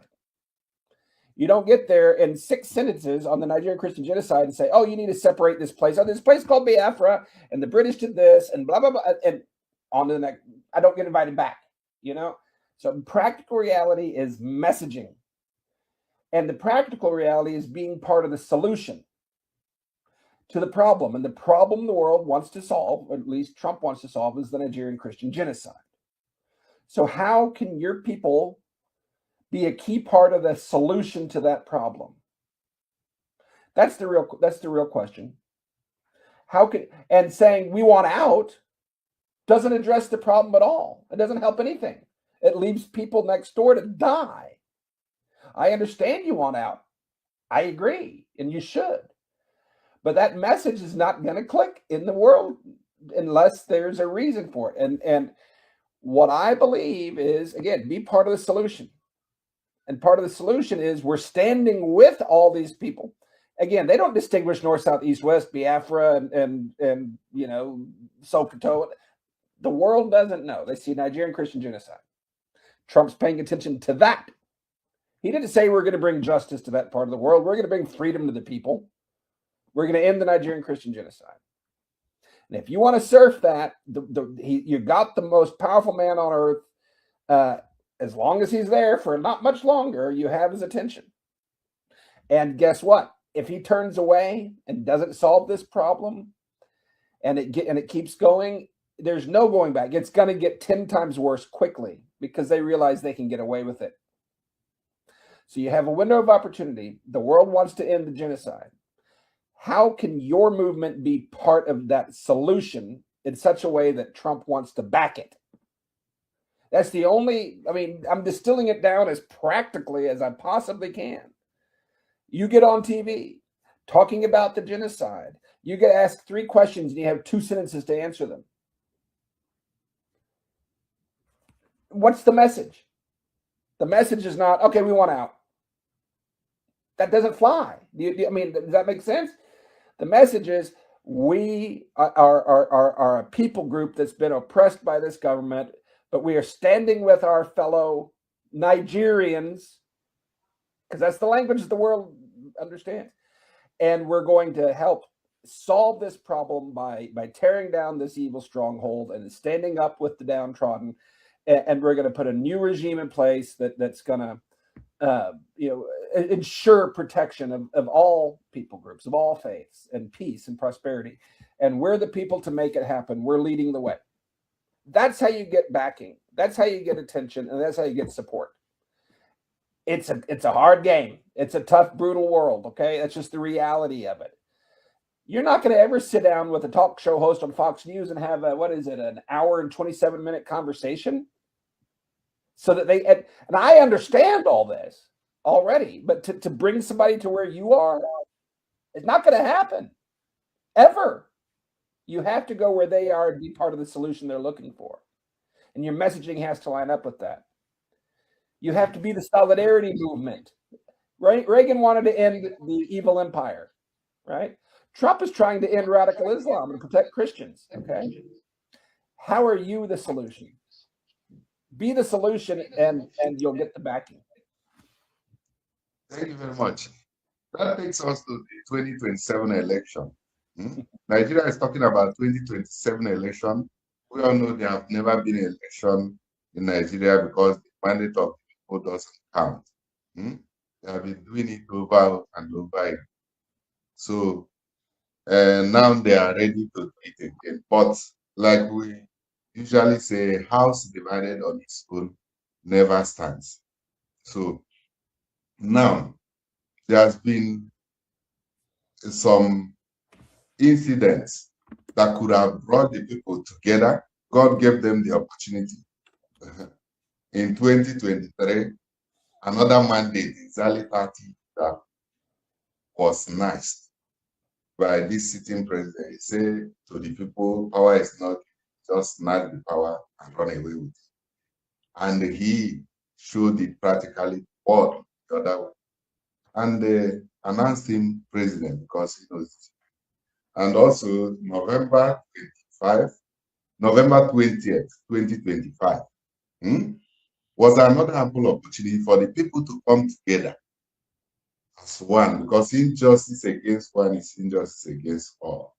That was when they broke world judiciary record by sentencing a man to life imprisonment, and he's crying out and saying, show me the law. And they just say, no law, you have to go to life imprisonment, that they pity you, they would have paid you. And guess what? It was exactly 30 years that November, same 30 years again, that they paid the Sarowiwa just because they opened their mouth to ask for, better environment, because they are taking the late Sania Bacha unalive them before the eyes of the whole world. Now, November 20th, Omotosho broke world judiciary record. The world, although they will say, yeah, United Nations say, even Kenya, all those things are regarded as design, because Kenya, as a sovereign nation, cannot tell me that they didn't know what happened in their soil before. It was still the same Kenya involved in the case of Ochalan, but I don't know. That is not there, but we are still maintaining a point. So Kenya is also saying Nigeria broke international law. British kept quiet. They used the Senator case to diffuse the tension and make the people better.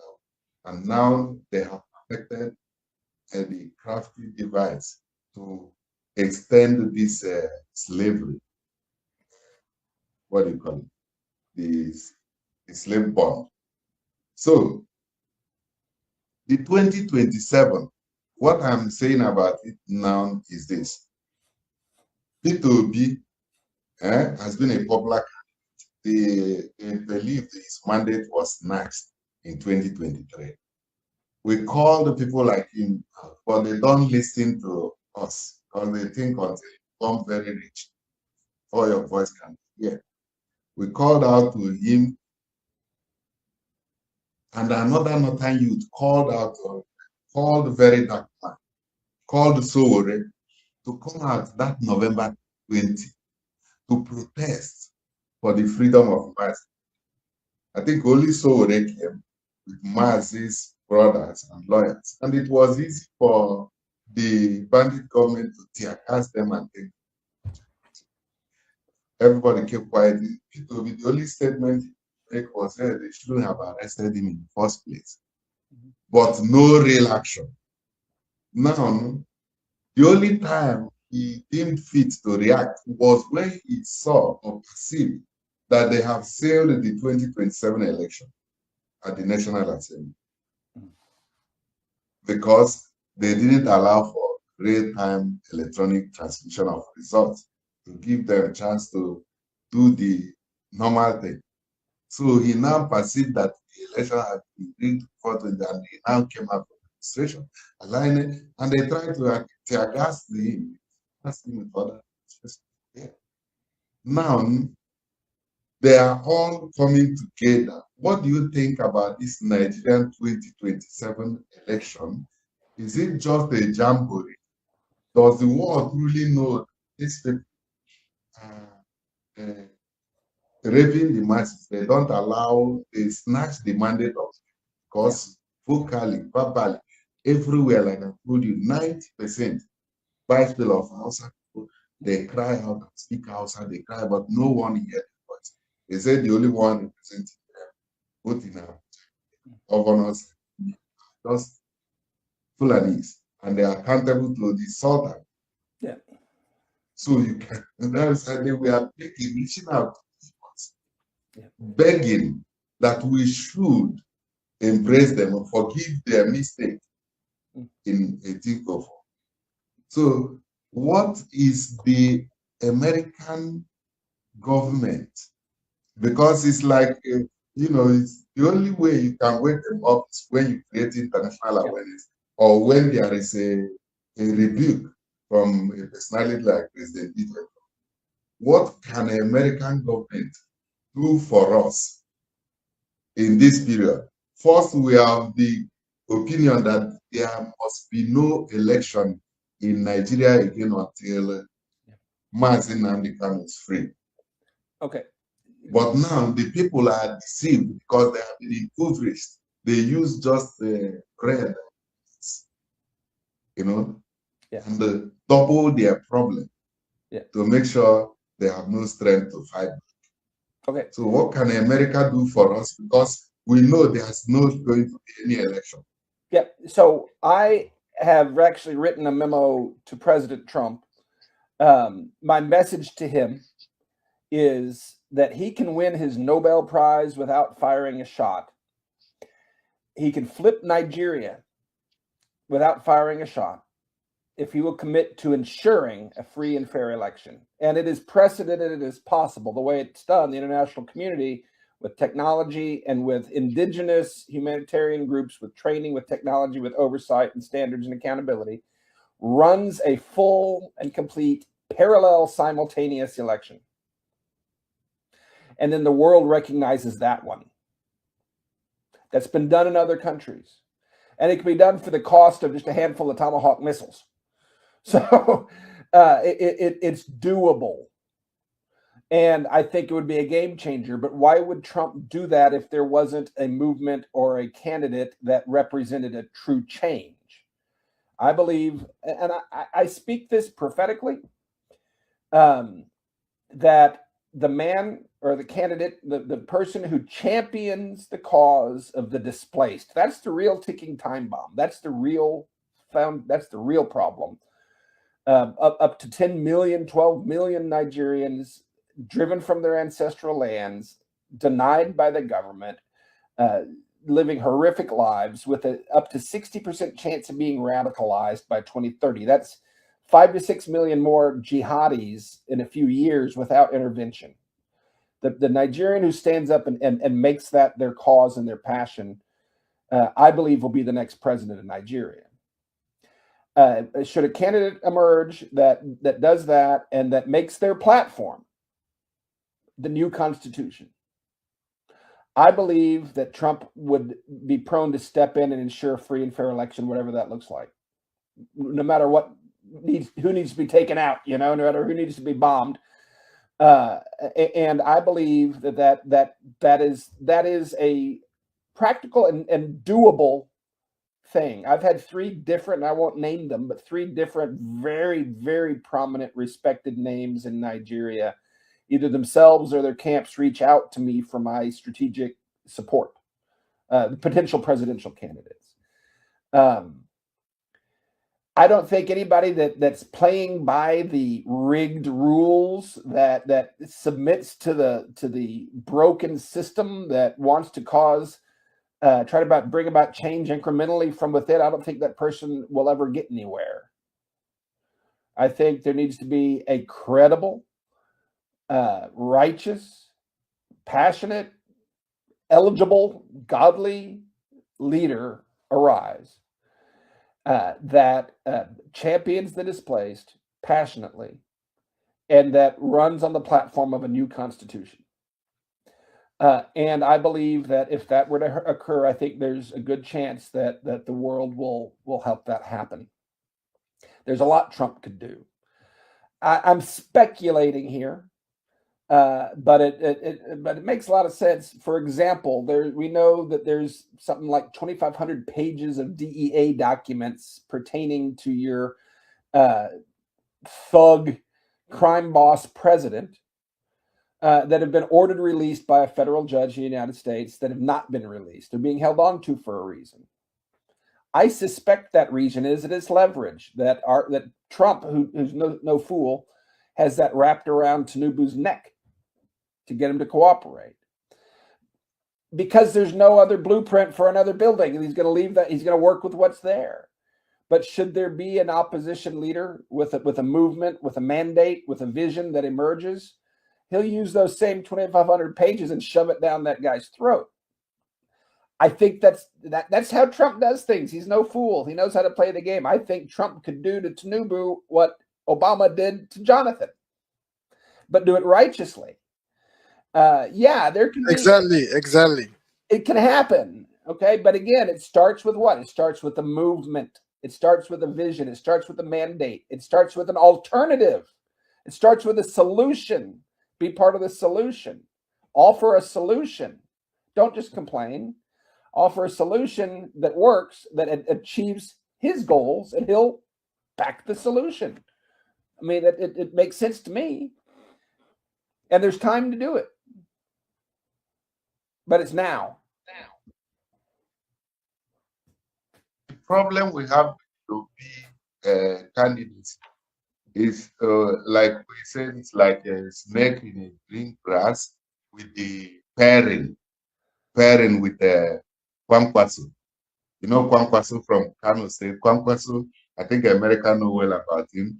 He was one of the one who championed the Sharia law in 12 states of the North, and he commands a whole lot of followership. So we have to cure this problem once and for all by, first of all, removing everything religion, it's humanity first to achieve the kingdom. So we regard the ticket with Kwankwaso as like snake in grass because of that Sharia syndrome. Because Sharia, like the champion once said, his dream was to establish Sharia in Europe. And Sharia is that ideology that goes directly against the natural law. We say every drop of human red water must. And that is the ideology that's eating up our society in the name of religion. So how do we solve this problem? Because we feel it's like, putting the old wine in a new bottle.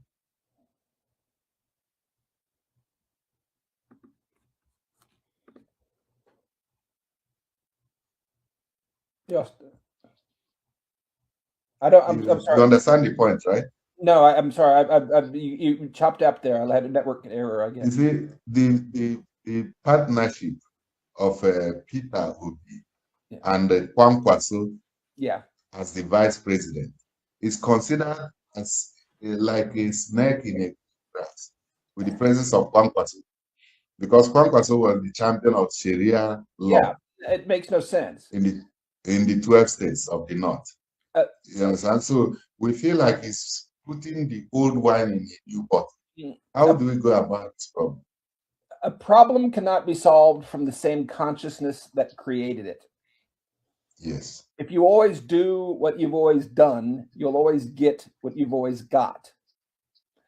You can't step into a system, a constitution that mentions Sharia in Islamic terms 165 times and not one Christian reference, that's rigged for perpetual northern control. The whole government is gerrymandered, is what we call it here, to ensure northern control.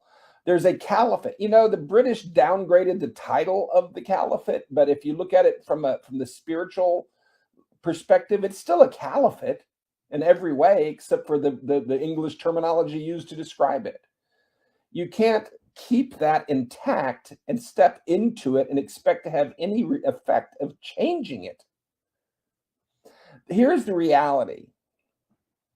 There is no country, no place, no community on earth since Muhammad walked this planet that his ideology hasn't taken root and been stopped without a war.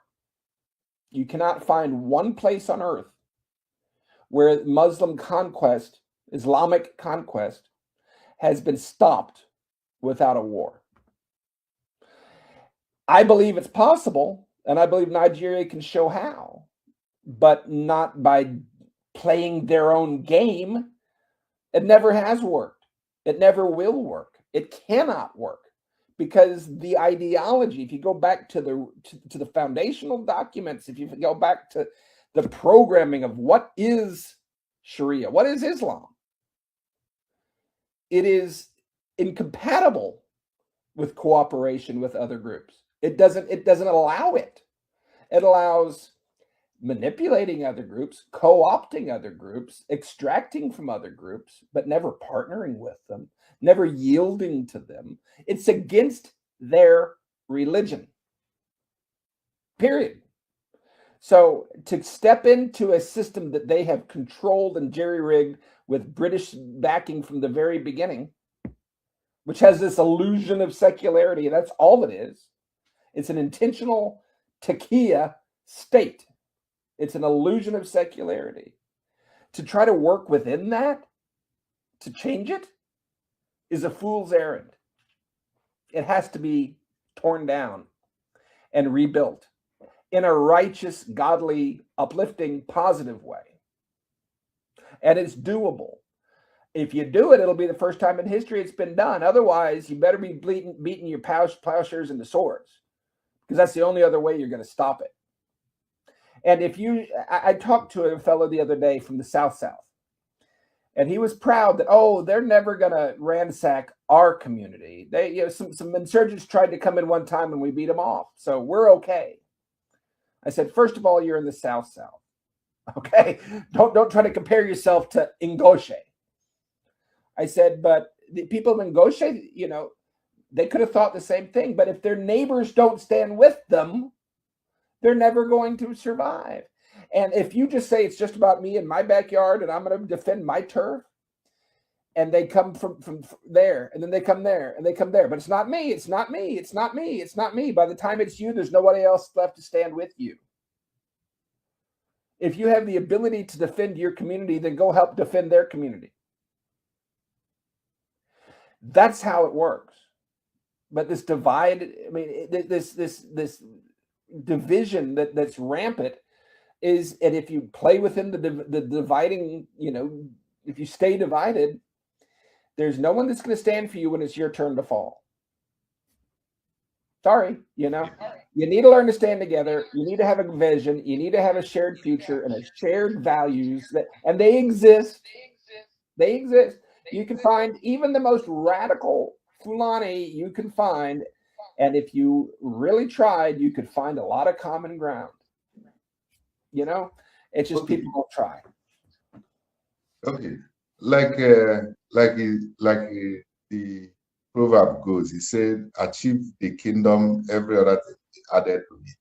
Now, we want to, or we are thinking about supporting or even coming in solidarity, in alliance with Omoyele Sowore with his revolution now.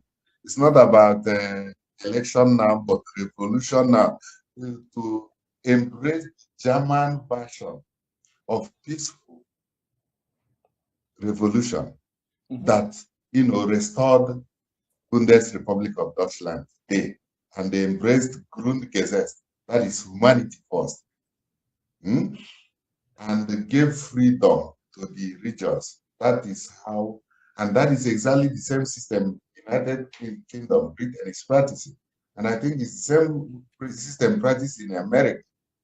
But they refuse us and they force us to remain under this contraption they forced us to be. So what do you think about it, that we are in solidarity with Omoyele Sowore with the revolution now, taking the first step by demanding people, you know, to come out in mass through a Monday, because that it's a spirit that put the Monday sit at home for us. It's not about Mazi Nnamdi Kanu, and you have no right to tell us to stop, because we are like people who are bereaved. You don't leave your bereaved person at home and go to market. So Monday movement, if we support Omoyele Sowore with revolution now, I think we are going to get, because Mazi Nnamdi can be the first step. Injustice against one, free Mazi Nnamdi Kanu causes an injustice glaring to the eyes of the entire unit. If we use it as a case study, one step first, mobilize both north, south, east, and west to come out in mass every Monday to demand that this Commander-in-Chief Central SED, Social Impact, because that is exactly what they're achieving in Nigeria now. They have succeeded the hook of corruption to convert the whole, almost the whole state governors to rig the election for him in 2027. So the best, and they already concluded their national assembly, best option for us is to align with or partner with Omoyele Sowore to achieve the kingdom before every other will be added to it. What do you think about it? I don't, believe it or not, I'm not an expert on Nigerian politics. I'm not. There's so many twists and turns and dramas and soap operas and such.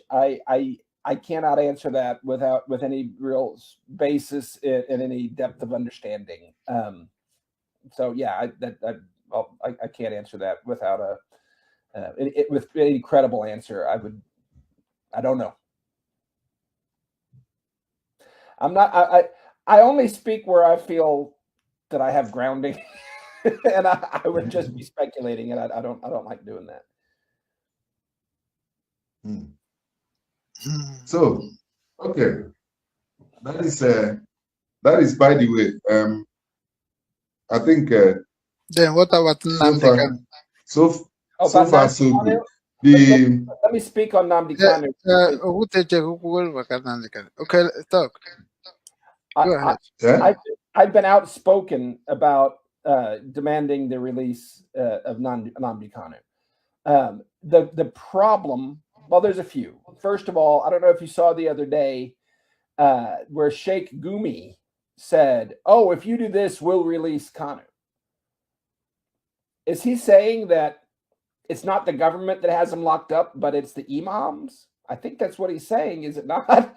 If Sheikh Gumi can have him released, it goes to the heart of what the real problem is. But how can I say this politely? The same people that are out there demanding for his release are wearing the Biafran secession T-shirts at the same time. He's seen as one and the same with secession. So if you want him supported, then you're in favor of secession. And that's a liability for his cause. His cause, take out any political attachment. His cause is a clear-cut case of tyranny and injustice. And it must be addressed. There is no justice in Nigeria as long as he is locked up. It has nothing to do with what he stands for. It has nothing to do with what he advocates, but it has to do with justice. And that is why I think it's a winning issue, and it must be pushed. But to say it, release Kanu and let us secede, it makes people close the door and not pay attention. So let me say this.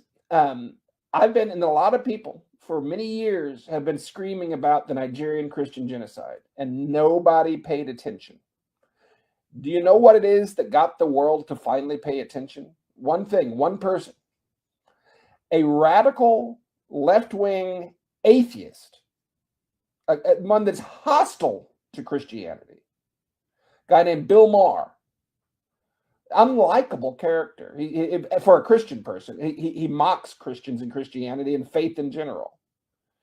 But he came out and said they must end the Nigerian Christian genocide. And that's when it became a cause. If it was just Christians yelling about it, they were never going to pay attention. So when you find somebody on the other side, somebody that's against separation, that is not an Igbo, not from the South, if somebody else stands up and says this is injustice and it must stop, that's when people will start to pay attention. Because right now it just seems like a separatist thing.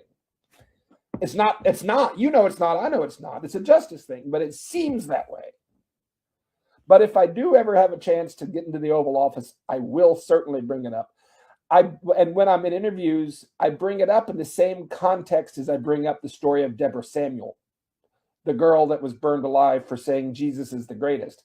It's an example of impunity and injustice in this contraption called Nigeria. I don't bring it up in the context of Biafra because that hurts his cause. In the world, I'm just talking the practical reality of the world, at least the United States. So his is an issue of justice. It's an indictment of the Nigerian system, and it must be remedied. But sometimes those people advocating for him are the worst enemy of the cause because the door is slammed on them before his name ever comes out of their mouth. That's just what I've observed. Quite interesting because it's the height of injustice glaring to the whole world. Now, in a nation where not 1 year, not 5 years, not 10 years, not 15, not 20, it has been ongoing.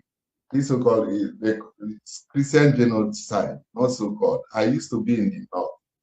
I experienced this. They just changed the patterns. Formerly, it was always a religious riot. When two children fight in the school dormitory, hostel, they come to the streets and unalive mainly the Christian public. So now, the case of Mazi Nnamdi Kanu, the world knows is a total height of injustice. Now, we are trying to think about one voice that should stand truly for this man. But I don't know how, and because people have tried now. See, you remember November 20th, the last time was 1 million march in Abia State, his home state. Now, I was of the opinion that we make it national, this awareness, but I borrowed some leave with your PowerPoints here because we have to come on a neutral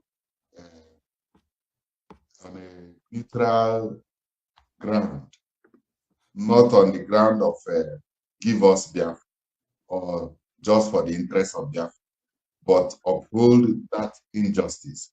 So the awareness is what we are dreaming to create this awareness. What advice can you give us more to bring up the awareness that really make the nation stand up for this injustice?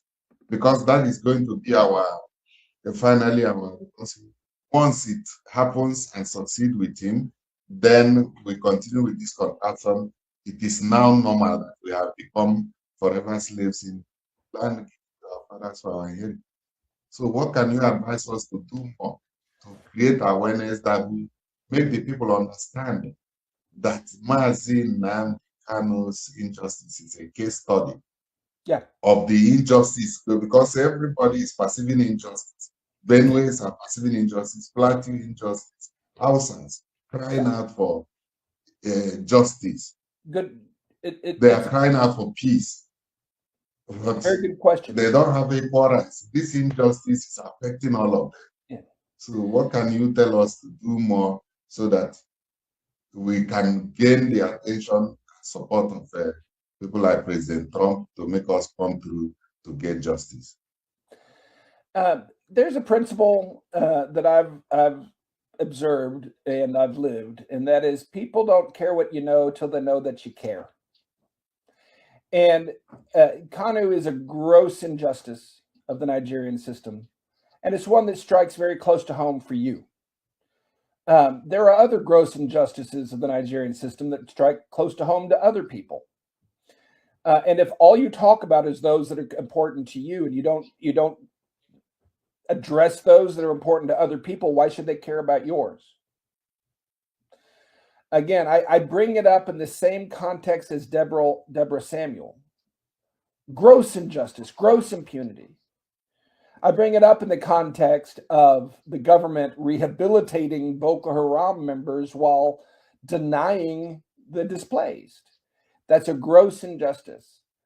Nnamdi Kanu was, illegally rendered from Kenya for something he said on a podcast in London, and then convicted under a law that didn't exist. That's a gross injustice. But if you only, you expect people to come to you and talk about your injustice, you better, I think the first step is to go to them and help and talk about theirs. Let's all stand together against injustice, not just mine. It's that unity thing. It's that reaching out. It's that understanding. It's that finding common ground, I think, is the key. And separate it rhetorically from the cause of separation. There's another thing I do that I think is important. I say it very clearly. The words that they used against him when he called for violence, I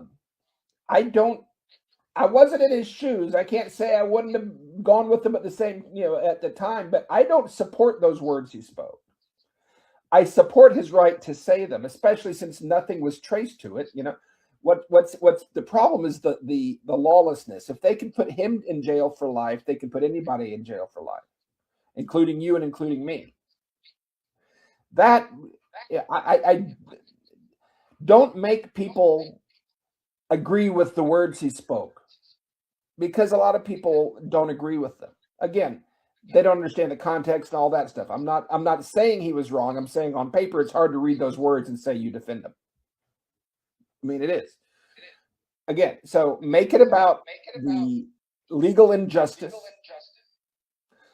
and make it a universal injustice that all Nigerians should be concerned about. Separate it from your own cause and show concern for their injustices too at the same time. First, yes, I understand Deborah Samuel. It's a horrible injustice, and there needs to be, it needs to be set right. And this is an indictment of the system, and so is Nnamdi Kanu.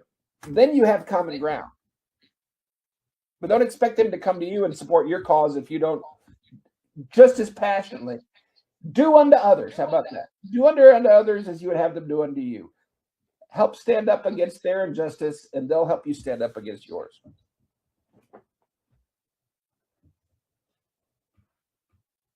A very, very great time with you, Mr. Mike Arnold. Very, very wonderful time. It's my pleasure meeting your personality today. I'm so happy, and I've learned also a lot. But now, referring to the global situation, because the whole extremism and that ideology is taking global stage. Then we also talk about President Trump and go direct to the point, source of problem. So he never means word. Now that the whole attention is on Iran. Meanwhile, he came on the 25th of December to knock on the door of the root of our problem. Because that is the root, that is where the headquarters of unofficial group and the ISWAP army is gathered there in Sokoto. And that man there, the Sultan, is the one who commands. Then he tells the people to bring Mass to Sokoto. for him. Now, after that knocking on the door for the terrorists, they all started. We had a breath, sigh of relief. They are no longer, all the recruited soldiers are no longer forceful in annihilating us like before. You know, they pay them to do this job. Somebody like this,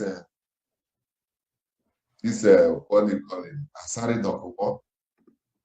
These are the tools they are using for all those missions. There's one other guy from Igbo land, from Olo, they call Udene. So, but immediately after the 25th bombing at Sokoto, all of them started searching for a hiding place.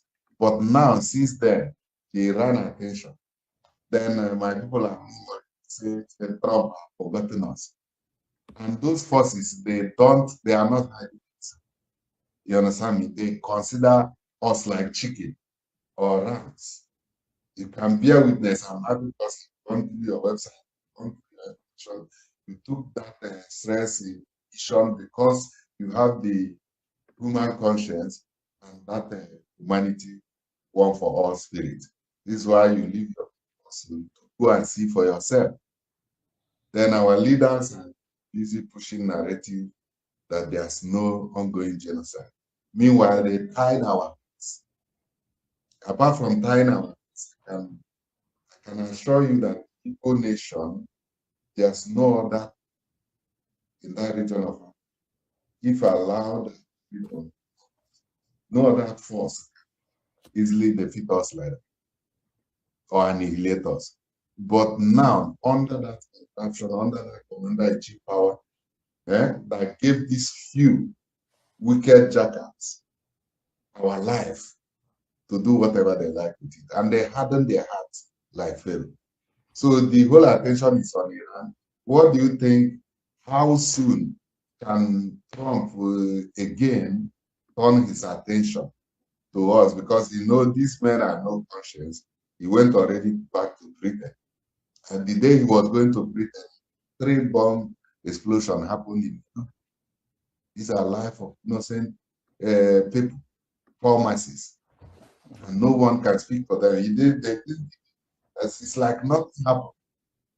So how soon are we getting attention again? Because it's only attention of a higher power that when it comes, these wicked forces try to double it and humble themselves.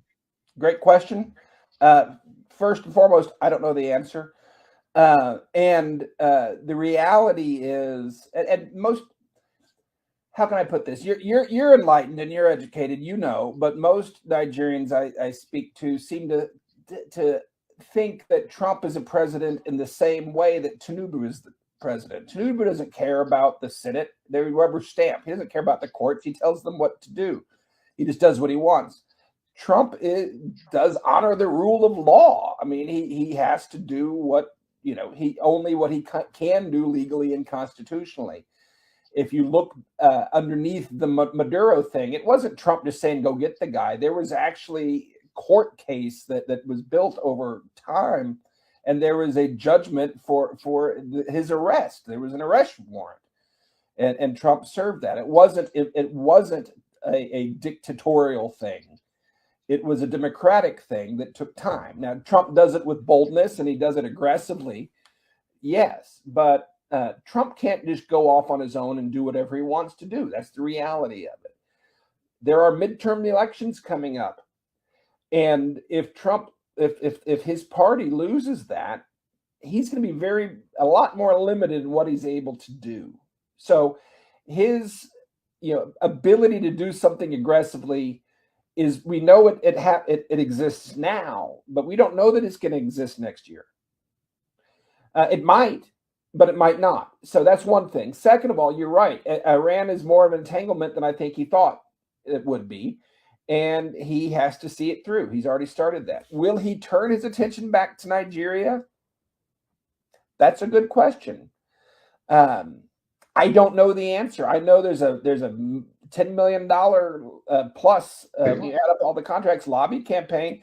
And I know they've hired all the right lobbyists. And I know that even his special envoy, his daughter's father-in-law to Africa, Masad Boulous, is a longtime crony of President Tinubu.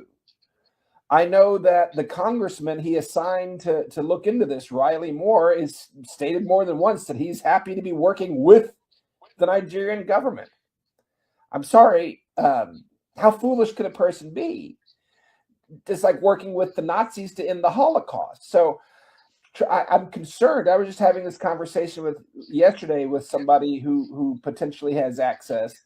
I'm right around the edges of the Oval Office. God's gotten me there. My concern is he's getting bad input and that he is running out of time. And so two things. First, the question is, and this is what every Nigerian must grapple with and have an answer to, what happens if Trump what happens if he dies tomorrow? What happens if he leaves office without addressing this? What happens if somebody like Biden or Obama caused this? There would be no genocide and displacement in Nigeria today if it weren't for President Barack Obama unleashing it. What happens if somebody like that gets back in office? Are you just going to quit? Or you say, oh, well, we tried to go ahead and kill us all. See, that's sort of the point. You have to have a movement. You have to be determined. And if you do have a movement, you are determined, that will get Trump's attention. Again, be part of the solution. If there's the most successful people I know, their philosophy is this: push the easy button. What's the easiest, most strategic way to accomplish my goal? And if you're not part of that soon, I don't think you're going to get it addressed. You have to be part of the solution. You have to be the most obvious solution and the easiest solution. Yes, and I believe that easiest solution is if there's a movement like Solidarity was in Poland that reaches across tribe, across regions for a vision of a new, I call it a new Nigeria, and it might be a new collection of countries that used to be Nigeria, whatever. There has to be a vision that's compelling and that's workable and that's doable and that's widespread. And then Trump has an easy button. He can flip it without firing a shot. But without that, if there's not a blueprint for a new building, he has to work with the old building. And that's what they're doing. There's no alternative for him. What would happen if he said, I'm not going to work with the Nigerian government, I'm just going to do this myself? It's a non-starter. Unless there's an alternative. And that alternative is not let us go. That doesn't address the problem he's concerned about, does it? So there has to be an alternative. It has to be compelling. It has to be unifying. And it has to be now. Or you better figure out how to do it without them.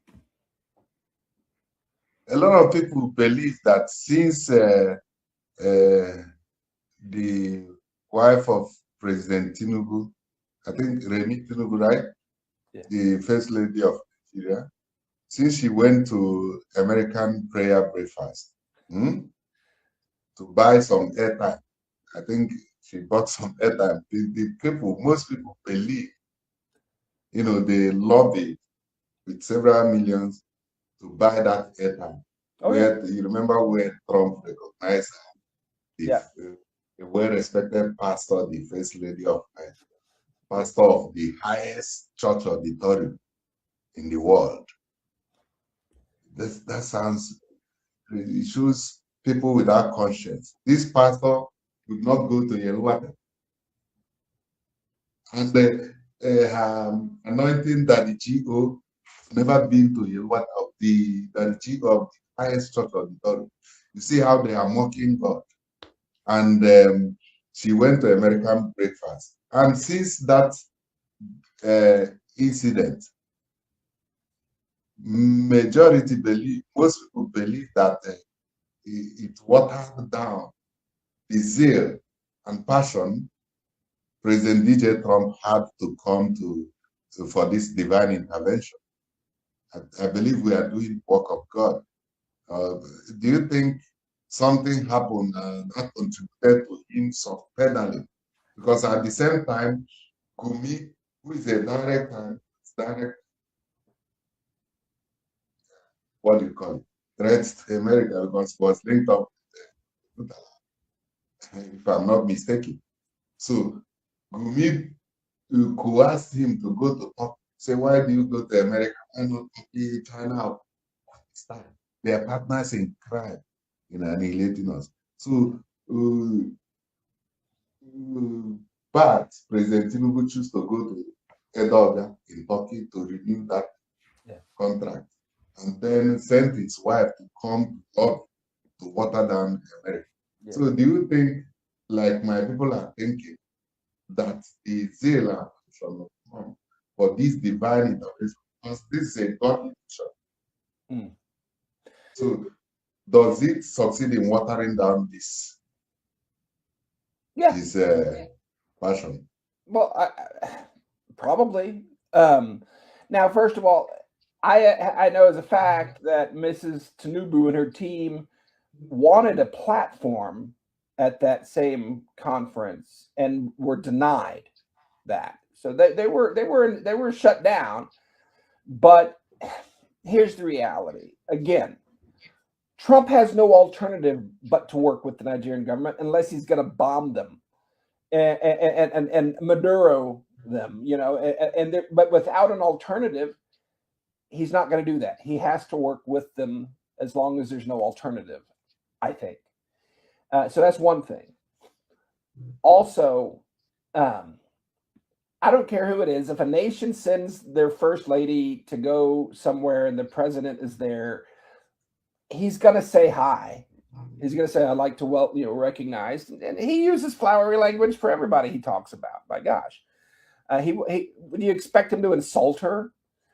I think it was just a formality. And the people who were there tell me it was clearly just a formality. Of course, they fanned the flames and said it was this great thing, but they didn't say the fact that she wanted to speak and was denied the opportunity. And so the president waved at her and said hi, because she's the first lady of the 6th largest nation on earth. I mean, come on. I don't think that was a great glowing tribute and honor to this woman of integrity. It was a formality to the first lady of the 6th largest nation on earth, who happened to be in the same room with him. So, I mean, okay, lastly, it is what it is. And I have to say, I do have to wrap this up. Okay. Yeah, Okute around the yes, question. yes. Just let you know. Lastly, this is my last question. It's about your friend Reno Omokri. He was a friendly acquaintance. I would never have called him a friend. He was a friendly acquaintance. There's a difference. Okay. Reno Omokri is a prodigal son. I've been watching. I don't know what happened to the brain of that young man. It's like a cut-off branch from his root. So, but then it brings us to who Bat is. I see from the spirit realm, Bat sitting on the mantle of Balak. I can't. I can't hear you. Yeah, Okute, your network was shaking. It's like somebody called you. Okay. Can you hear me now? Yes. Yeah, we are hearing you now. Better. Okay. So, make it snap. Bat is with the mantle of Balak, the Vilika Balak, with the princes of Moab and princesses of the land. All his passion is for the prophets like Balaam to build altars, to cause the spiritual Israelites to weaken them. In this case, I have always referenced to bondage Nigeria, spiritual Egypt, and Biafra as the spiritual Israel, a covenant act moving to the promised land.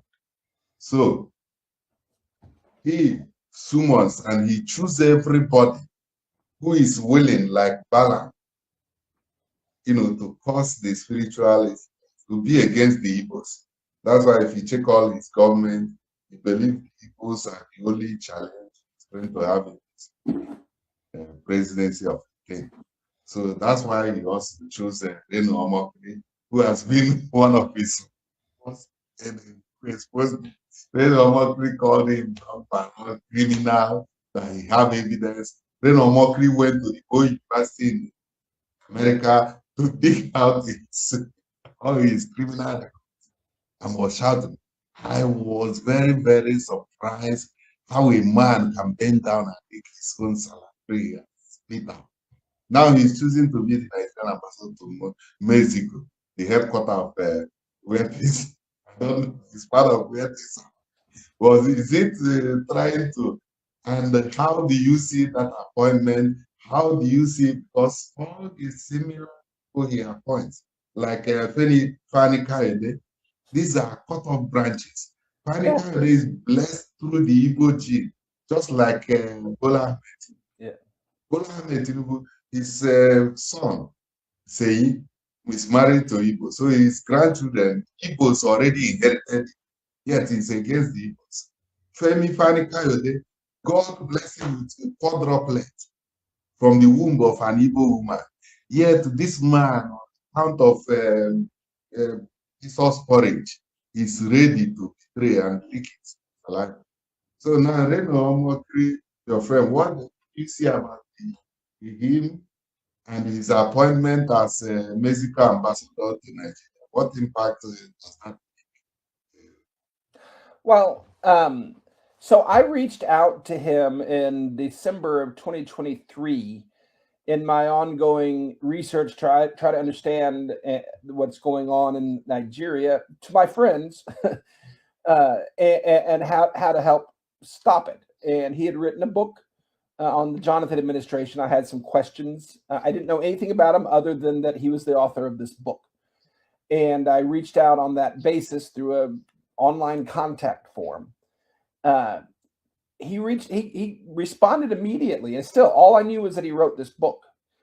And on that first contact, he reached out, we had a conversation, and he invited me to his birthday in Kenya in January of 2024, and he offered to pay my way. That was a month later, and I had no idea. I didn't know if they were planning to kill me, because I was trying to expose the truth. I don't know, but I felt like I should go, and I went and met a lot of amazing, good people there. And they were all sort of there for the same reasons. They were invited for a free safari, and they were going to hang out with these other people. And all the ones I've talked to since then, they weren't there for him. They don't like the guy, but hey, it's a free safari. Why not? But it was during that trip that I invited him to come visit me in my hometown.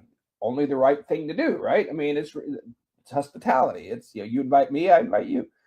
And he came, and but the whole basis of the relationship for me was to help raise awareness. Again, nobody was talking about it at the time.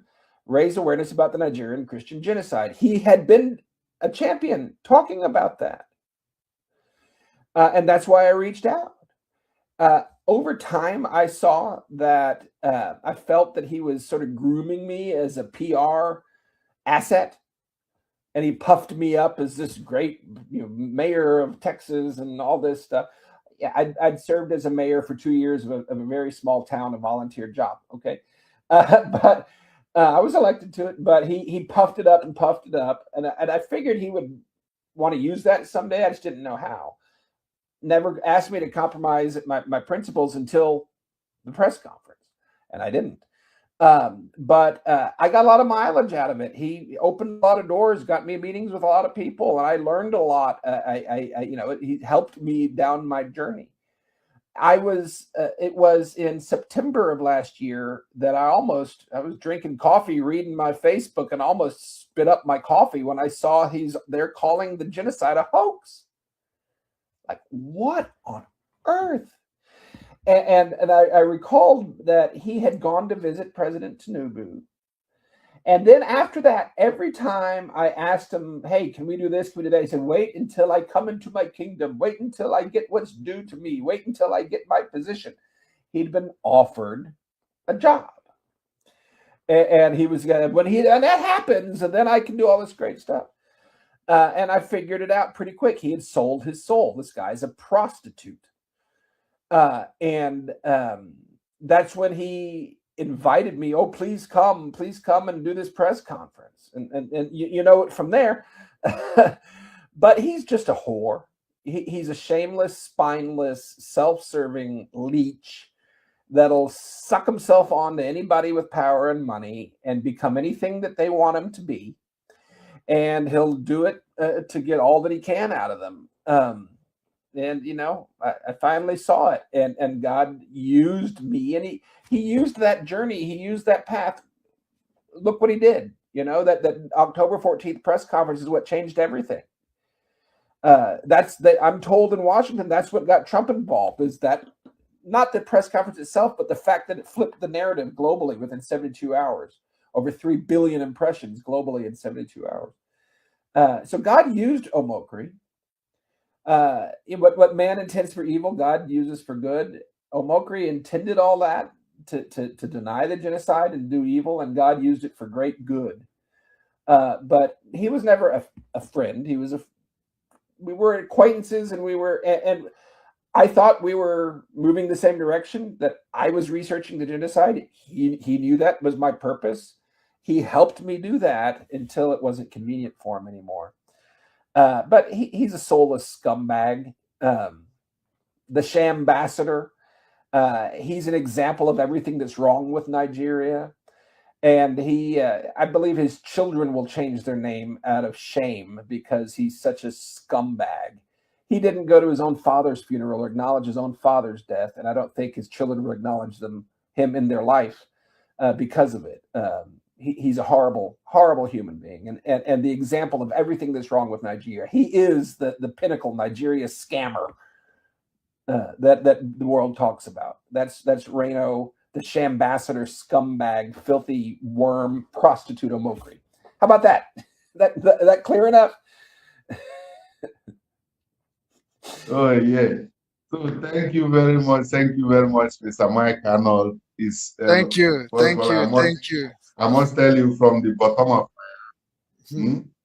my heart is blessing you because and God is blessing you the most. Because he said the harvest is plentiful, the workers are few. And whosoever amongst humanity affairs himself with the spirit of one for all for one. And believe me, your account is counted, it's recorded for you in righteousness. And he said, of the generation of the righteous, there shall be no end. May the good Lord continue to grant your heart desire. With this your passion, you live your comfort zone, you showed concern, you feel like us, you feel our pains. I thank you immensely for that. And I will use this opportunity to invite you. We have a foundation in Hamburg. It's called New Rangers. New Rangers is the umbrella that unites Africa. It's a Pan-African sport and culture club in Hamburg. And they are going to host the second edition of African Nations Cup, Hamburg International. That's sometime in July. Okay. So we are going to bring out the graphics, the flyers, and we share the awareness. We are specially inviting you as a very special guest of honor. Oh, fantastic. And our media officer here can hear me. As we achieved it last year. The tournament was hosted in 3 stadiums. And the finals was July. Well, wow. The Ghana Black Star came first. Someone came second. And then Guinea Conakry third. And Coast came fourth. And for the first time, I was so marveled seeing the whole African generations from different tribes come together, to chorus the slogan under New Rangers, one for all for one, Aine for Ale, Ale for I. And that is the spirit with which God created us in his image and likeness. And whosoever hold that spirit is one with God. And that is what you are, Mr. Mike Arnold. Thank you so much. Thank you. For being our guest today. Thank you. Yeah, I'll leave you with this. In Christ there is no Jew or Greek or slave or free. In Christ there is no Igbo, Yoruba, Hausa, or Fulani. Christ is for all. We're one family. And we should honor and be grateful and thankful and celebrate our heritage and our tribe. Absolutely. I'm proud to be an adopted Igbo. Wow. That I don't use that to look down on anybody else or throw stones at anybody else, because in Christ we are one. So let's stand as one, and we will win as one. Amen. Amen. Amen. You know what? I'm a kingmaker, and I'm sure I'm going to use my capacity to make sure we bring you to Enugu. Call Enugu Jerusalem. We bring you home and give you a title befitting to a noble man. Remember this, Mr. Mike. Thank you. Remember this. Thank you. Thank you. Thank you so much. Thank you so much. Thank you. Thank you for coming. And we are expected that that day we call you. You are going to come and join us and make that day to become like today. I look forward to it. God bless you. Thank you so much. Thank you. Thank you. Thank you. Thank you. Peace and love. Peace. And one love. Peace. Yeah. One love. Thank you. Wow. Wow. With the new one Ofuobi in Africa. Ọkwagwa bụ Ofuobi. Obinwannem, Ịkpọkọgo alt. We are rebuilding the devastated alt. Let's keep it up. No problem. No problem. No we problem. Share it, we create the awareness. We stand in the gap for the people. Thank you. Thank you, sir. Cleanness of heart. Thank Incorruptible. You, nah, at all. One love. One love. One love. Yeah.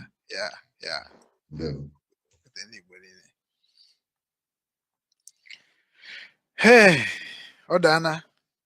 Adago Kogada. Umi Bondo Manege Monti. Almasin Koye Chiri Yansere. Odugo Kwade. Okakwamonu nwoke ugwu Okechukwu Obinwannem nke ndị Igbo. Ife anyị na-eme na platfọm a bụ anyị na-ebute udo, anyị na-ebute ịhụnanya, anyị na-ebute ọganiru, anyị na-ebute nghọta, na-ebutekwa nkụzi. So ana m asị na ọ bụrụ na ị na-esonyere anyị ka ị na-esonyere anyị n'obi nwanne, ịmara ife ị ga-emere ụmụnne gị osetikwa, ịmara enyemaka ị ga-enyere ụmụnne gị osetikwa. Biafra abụrụkwa ọgụ na mgba, okoro nụchara ya. Biafra abụrụkwa ka abịa na-eti mkpu na soshal midia. Ka anyị jiri nụ nwayọọ na-alacha ofe adị ọkụ. Onye mejọrọ si ya agbaghara, nkwuje agago, maka na OKECHUKWU abago na another level. Ka anyị butebezie ndị agha ga na-akụziri anyị ihe bụ reality, ka anyị na-amụta. Ama m na program tata o nwere ife o chenjiri unu n'ime, ndị ga-egekwanye ya na ọ bụ na anyị mechie. Amasị unu na-egekwa ya ka unu were obi nwanne na-ege ya. Onye gburu nwanne ya abụrụkwa odogwu. Onye gburu nwanne ya ọ bụrụkwa odogwu. Onye gburu nwanne ya ọ bụrụkwa odogwu.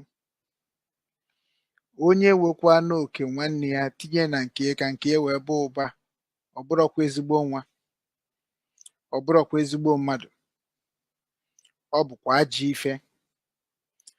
Onye fụrụ ebe nwanne ya na-eme ife ọma, ma anya ka ọ fụrụ ya, ọ bụkwa ekworo n'anya ukwu, ọkwa ekworo n'anya ukwu, ọkwa ekworo n'anya ukwu. Ịfụ n'ebe nwanne gị na-eme ife ọfụma, kaba n'ahụ kenee ya, jaa ya mma, udo wee dị.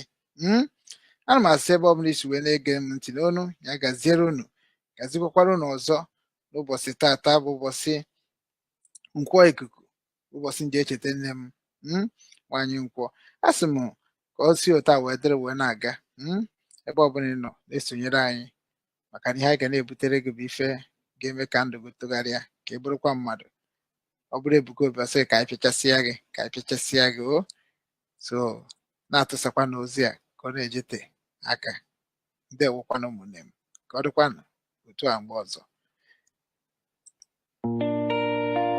No, no, no, no, no, no, no, no, no, no, no, no, no, no.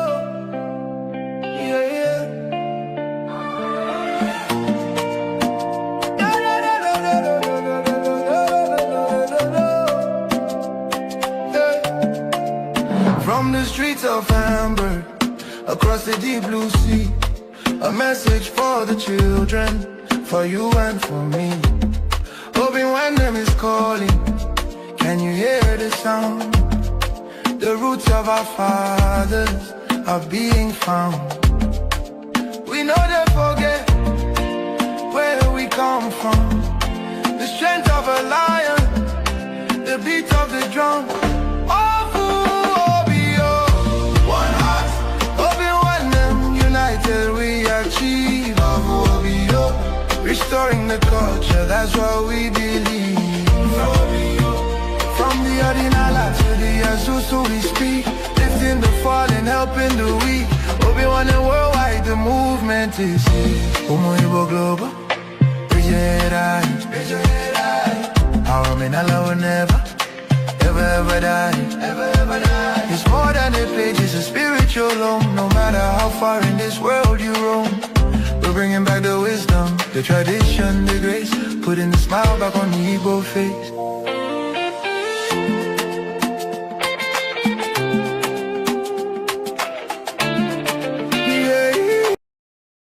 Yes, you're back again.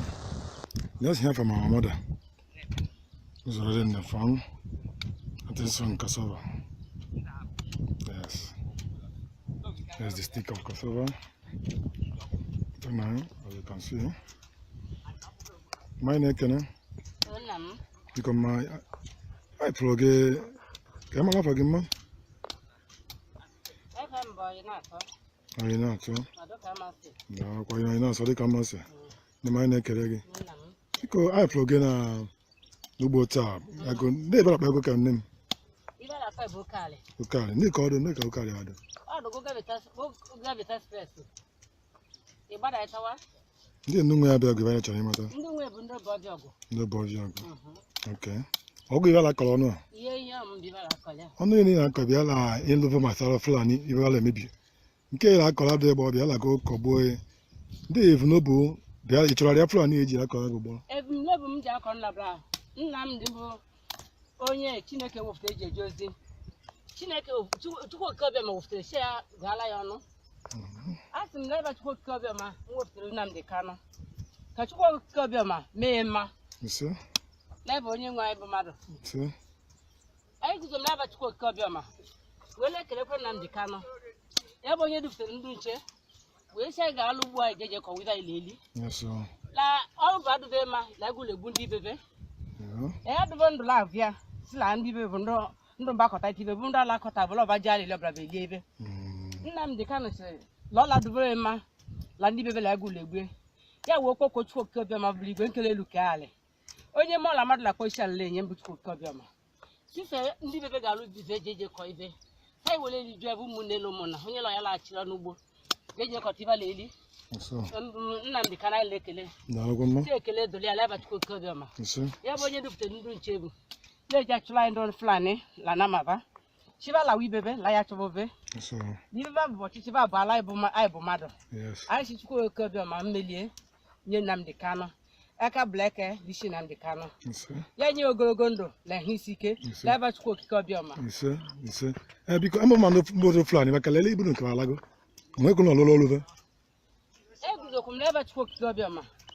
La ba Nnamdi Kanu we la ekwukweso. Achukwu mbu Nnamdi Kanu chukwu kobe ma jile jozi. Ka melu o chuluva la ya ka blobokobe aka ma blobobe aya ka lobokolube ai lejekwe la latakwa leba chukwu kobe ma Chineke mbu chukwu kobe ma mukekwe lai diga ya n'ugboro la ibe na ila na emegbulu half lai shay me ewule zo omle ma la ya be ko na inwelu ai guzokwe leba chukwu kobe ma leba Nnamdi Kanu wo lejekwe yele nyekwa ya ume le nya ike ai lejekwe la lata odo leba chukwu kobe ma na lo ma ya kelege Ekerega adeg number. As you can see, we have had a testimony from our mom.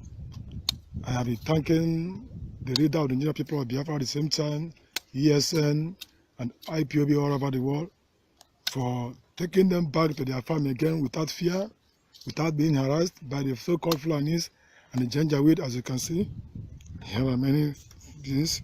They have come back to their farm. As it, yes, here we are. We'll be back in a very short time to bring you some updates as you move ahead. or Biafra already. I am Mr. Maze Anayo Anyocha, the B Media from Ogo. Thank you. Yes, we are back again. Let's hear from our mother, who's already in the farm. This one, cassava. Yes. Here's the stick of cassava. Now, as you can see. My neck, you know. Because my I forget. Come on, forget me. I know, so. No, quite not. So they come and say. The my neck again. Because I forget na Lubota. I go. They better go come name. Ukali. Ni called no ukali ado. Oh, go get it express. You bought it hour? Ndi nungu ya beg ba chani mata. Ndu we bundo bojogo. No bojogo. Okay. Ogo iba la kolono. Yeah, mbi ba la kola. Onu ni na ko bia la in love myself fulani iba la mebi. Nke la kola de bo bia la go koboy. Ndi if no bu bia ichora ya fulani eji la kola go bo. Even no bu mja ko na bra. Nnam ndi bu onye Chineke wofte eji ejozi. Chineke chukwu kobe ma wofte share gala ya no. Asim leba chukwu kobe ma wofte Nnamdi Kanu. Ka chukwu kobe ma mee ma. Yes. Leba onye nwa ibu madu. So. Ai guzo leba chukwu kobe ma. Wele kele kwa Nnamdi Kanu. Ya bo onye dufte ndu nche. We say ga alugbu ai jeje ko wida ileli. Yes. La all badu be ma la gule gundi bebe. Yeah. E adu la via. Sila ndi bebe ndo mbakota tibe bunda la kota bolo ba jali le brabe liebe. Nnamdi Kanu se lola dubere ma la ndi bebe la gule gbe. Ya wo kokko chukwu kobe ma buli gbe nkele luke ale. Onye mo la madu la ko sha le nyem chukwu kobe ma. Si se ndi bebe ga lu dive jeje ko ibe. Sai wole li ju ebu mu ne lo mo na onye lo ya la achira n'ugbo. Jeje ko tiba le eli. So. Nnamdi Kanu ile kele. Na go ma. Ti ekele doli ala ba chukwu kobe ma. So. Ya bo onye dufte ndu nchebu. Le ja chula ndo flani la namava. Shiba la wi bebe la ya chobove. So. Diva bo chiba ba la ibu mado. Yes. Ai chi chukwu kobe ma mmelie nye Nnamdi Kanu. Aka black dishi Nnamdi Kanu. So. Ya nye ogologo ndụ la hisike la ba chukwu kobe ma. So. Because I'm man no flani ba kalele ibu nke alago. Mwe ko no lolo love. Eguzo kum la ba chukwu kobe ma. La ba Nnamdi Kanu we la IKUKU. Achukwu mbu Nnamdi Kanu chukwu kobe ma jile jozi. Ka melu o chulova. La ya ka blobokobe. Okay. Aka ma blobobe, aya ka loboko luve. Okay. Ai lejekwe la latakwa leba chukwu kobe ma. Daloma. Chineke mbu chukwu kobe ma bukekwe lai diga ya onugbo. Lo ibe na ila na emegbulu. Half lai shay me wule zo omle ma lo ya be ko na inwelu. Ai guzokwe leba chukwu kobe ma. Leba Nnamdi Kanu wo lejekwe. Ya le nyekwa yume, le nya ike, ai lejekwe la lata odo leba chukwu kobe ma. Daloma ya kelege. Kelege adeg number. As you can see, we have had a testimony from our mom. I have been thanking the leader of the Nigerian people of Biafra at the same time, ESN and IPOB all over the world, for taking them back to their farm again without fear, without being harassed by the so-called Fulanis and the Janjaweed, as you can see. Here are many things that have come back to their farm. As it, yes, here we are. We'll be back in a very short time to bring you some updates as you move ahead. Oh, Biafra. Igbo. A lot of things will be unraveling tonight. None. Ezudo, Nemo, none. So let me start the conversation with you, Ezudo. At the briefing, we had dropped a bit of the hint that you are preparing that with everything that happened during the war, with the revelations that came and the subsequent preparations to actually go ahead and fulfill what was given as a message. So now, I would like you to exactly help us provide that perspective, especially in the context of those that were born between 1970 and 1976. How did that message come about? Who sent the message? And to whom was the message given? Thank you. Deje, The message came in the year 1968 at Okofia in Iftedunum. The soldiers were asked to tarry at the Okofia stream that something great will happen. On that fateful day, Corporal Nwafo, Joe Ashuzie, Michael Nwoyozwa Okoye, and the others were waiting. And the news came to them that the vessels has come around Oka. They were at a last until the Spirit of God moved Corporal Nwafo, who released the bullets, the Obunigwe. The message was that if the thing that is going to happen, that will give them joy, happens, that they should hands off the war. That the people who are fighting them are greater in number and has one decision to end the Igbo people. That their best bet should be handsing off after the very miracle, and the Almighty will rebuild Igbo nation at the 50th year of those who will be born any day, the hands of the fight. Have I answered your question? All right. Okay. Well, I probably will have to ask exactly what was the. You have answered yes, that a message was given, and again, who was it given to?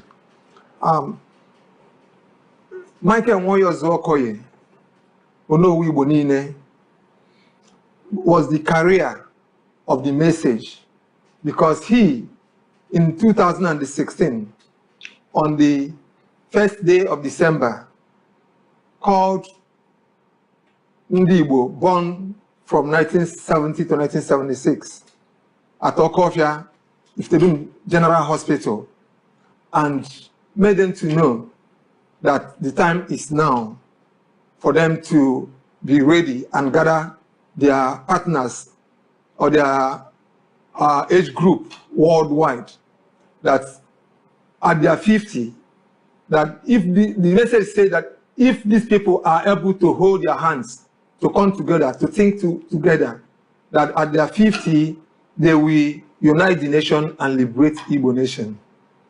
All right. Thank you so much, Ezudo, for the response. Ezuibo, a lot of things will be unraveling tonight. So let me come to you very specifically. Now that we have identified that, yes, people were born between 1970 and 1976 and even beyond.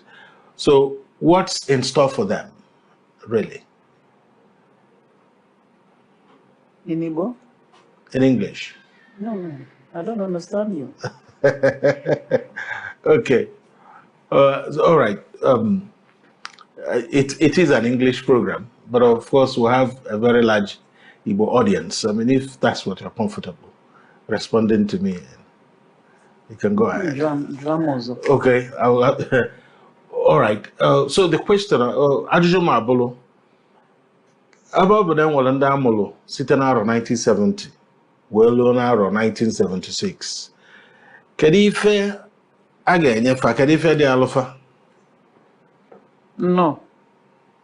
Ekenekwa m n'ọzọ. Ife a ga-enyefa erika, mana na mbụ ezumezu Igbo na-ekene Chukwu Olisa Obinigwe debelụ ndị a ndụ wee luo kịta, maka na nyaba agha belụ na January 15 ka ejizi wee malụ na ọbegosi chinizi aka.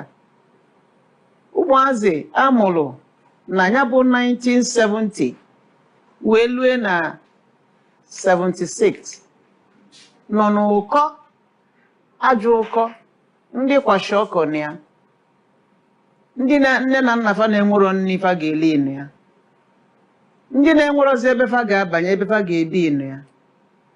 Ọtụtụ ife dị iche iche melụ. Ndị nne mụrụ ụmụ ndị anwa a na-ajafe ike maka na ndị achọ ka fa kpochapụ ana Igbo, mmụọ Chukwu Igbo jụ wee nyere aka. Anyị na-akpọ ndị a amụrụ oge a site na 1970 nke ndị oyibo ruo na 76. Anyị na-akpọfa udo ọgụ, igwe agụ udo ọgụ, maka na igwe agụ bịalụ n'ọkụ ọfịa gbara ama na fa ga-abịa. O wee bịa oge fa ji bịa bụrụ oge ndị ọ bụ fa na ndị Biafra so to say n'ụlọ ya bụ ọgụ. Ọ dịrọ fa ka ga-asị ka ndị Igbo bili, mana asị na onwero ndị melilinu, ndị ọbụla naba onye naba asị jee ka edozie ya na ụmụaka nwa amụrụ oge a ka ezumezu Igbo si ebe ọ bụ na fa elugo 55 na anyị ga-anabata fa gbaa fa ume kene Chukwu maka fa tuwe fa afa gbaalụ fa egbe n'ọdị ikpa ka fa bụ dike ka fa bụ wee nwee ike nọdụ nwee n'ile anya kịta na mba ụwa niile ebe Igbo tụrụ ụkwụ n'ọkwa ndị anwa amụrụ site na ya bụ 1970 wee gaba 80 90 ọfanwa bụ ndị ide nnọfọ a na-ekwu na Igbo ga-achị ụwa. Ọkwa afa ka ife niile anaba n'aka ma ndị nwoke ma ndị nwaanyị. Ya ka eji wee sị na anyị ga-eme ka fa mmalụ na fa bụ ndị dị Chukwu okike mkpa, ka anyị gbaalụ fa egbe dozie ọnọdụ fa etu Chukwu okike si kwu, nke ndị oyibo na-akpọ birthday na anniversary akaromie. Dịrọ ka a ga-asị na ndị Igbo, ndị okenye ndị Igbo lutere etu ife a na gboo. Ya ka anyị sị ka anyị mee lụfa anya kịta. Enwere ezinụlọ nwesịlụfa ịbụa ịtọ ndị mụrụnụ.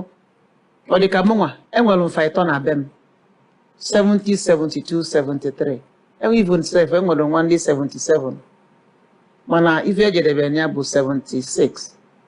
Ya na ụmụaka nwa a na-anafa aka maka na fa bụsi ide dike ọfa na-eme ife ụzụ kịta na mba ụwa. Fa na-akpa ike. Ọfanwa bụ ndị dị uchu nwelu nje nwa agụgụ isi mmalụ ebe fa ga-achị bụ ọnọdụ Igbo dị kịta. Ọfa na-akpakwaba ndị Igbo ka ọ bagoro n'ọfụ. Daalụ. So let me come to you very specifically. Now that we have identified that, yes, people were born between 1970 and 1976 and even beyond. So what's in store for them, really? In Igbo? In English? No, I don't understand you. Okay. All right. It is an English program, but of course we have a very large Igbo audience. I mean, if that's what you're comfortable responding to me. Oma, ugwa. Chukwu am na-akpọ kwa ka m na-akpọ. Anwachi Igbo ga-adị. Igbo ga-adịkwanụ. Onwe iberibe aha bekee butere anyị. Chineke ekwere ka anyị na-ebu ya. Anyị ga-anọ n'omenala anyị. Bekee nọ na nke ha. Ụmụ anyị ga-agụta akwụkwọ bekee, gụta nke Igbo. Onye ya agwa nwanne ekwu ya bụrụ n'Igbo gwa. Aja agwakwa ndị bekee were onu bekee gwa ha. Aja obodo na ha n'Igbo were onu bekee gwa ha. Ọ bụ onye hụ nwanne ya achị fere onye hụ nwanne fere. Ndị Hausa anaghị asịrị ibe ha, Yoruba anaghị asịrị ibe ha.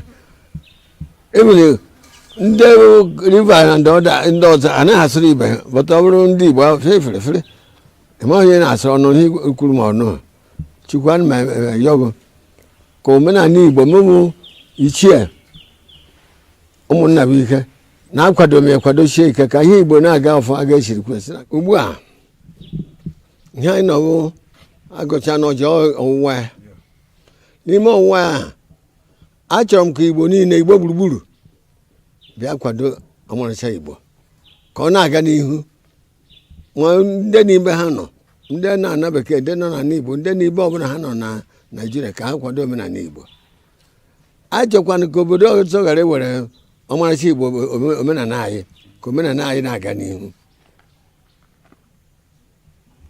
a na-azadoro ụkwụ ụba n'Igbo ihe anyị na-ekwe n'aha n'Igbo ọmarịcha Igbo bịa taa n'ọjị ma ndị nwụrụ anwụ ma ndị dị ndụ bịa taa n'ọjị ihe unu ga-akwado omenala Igbo mụ na onwe m kwadokwa nke omenala Igbo na ọmarịcha Igbo gaa n'ihu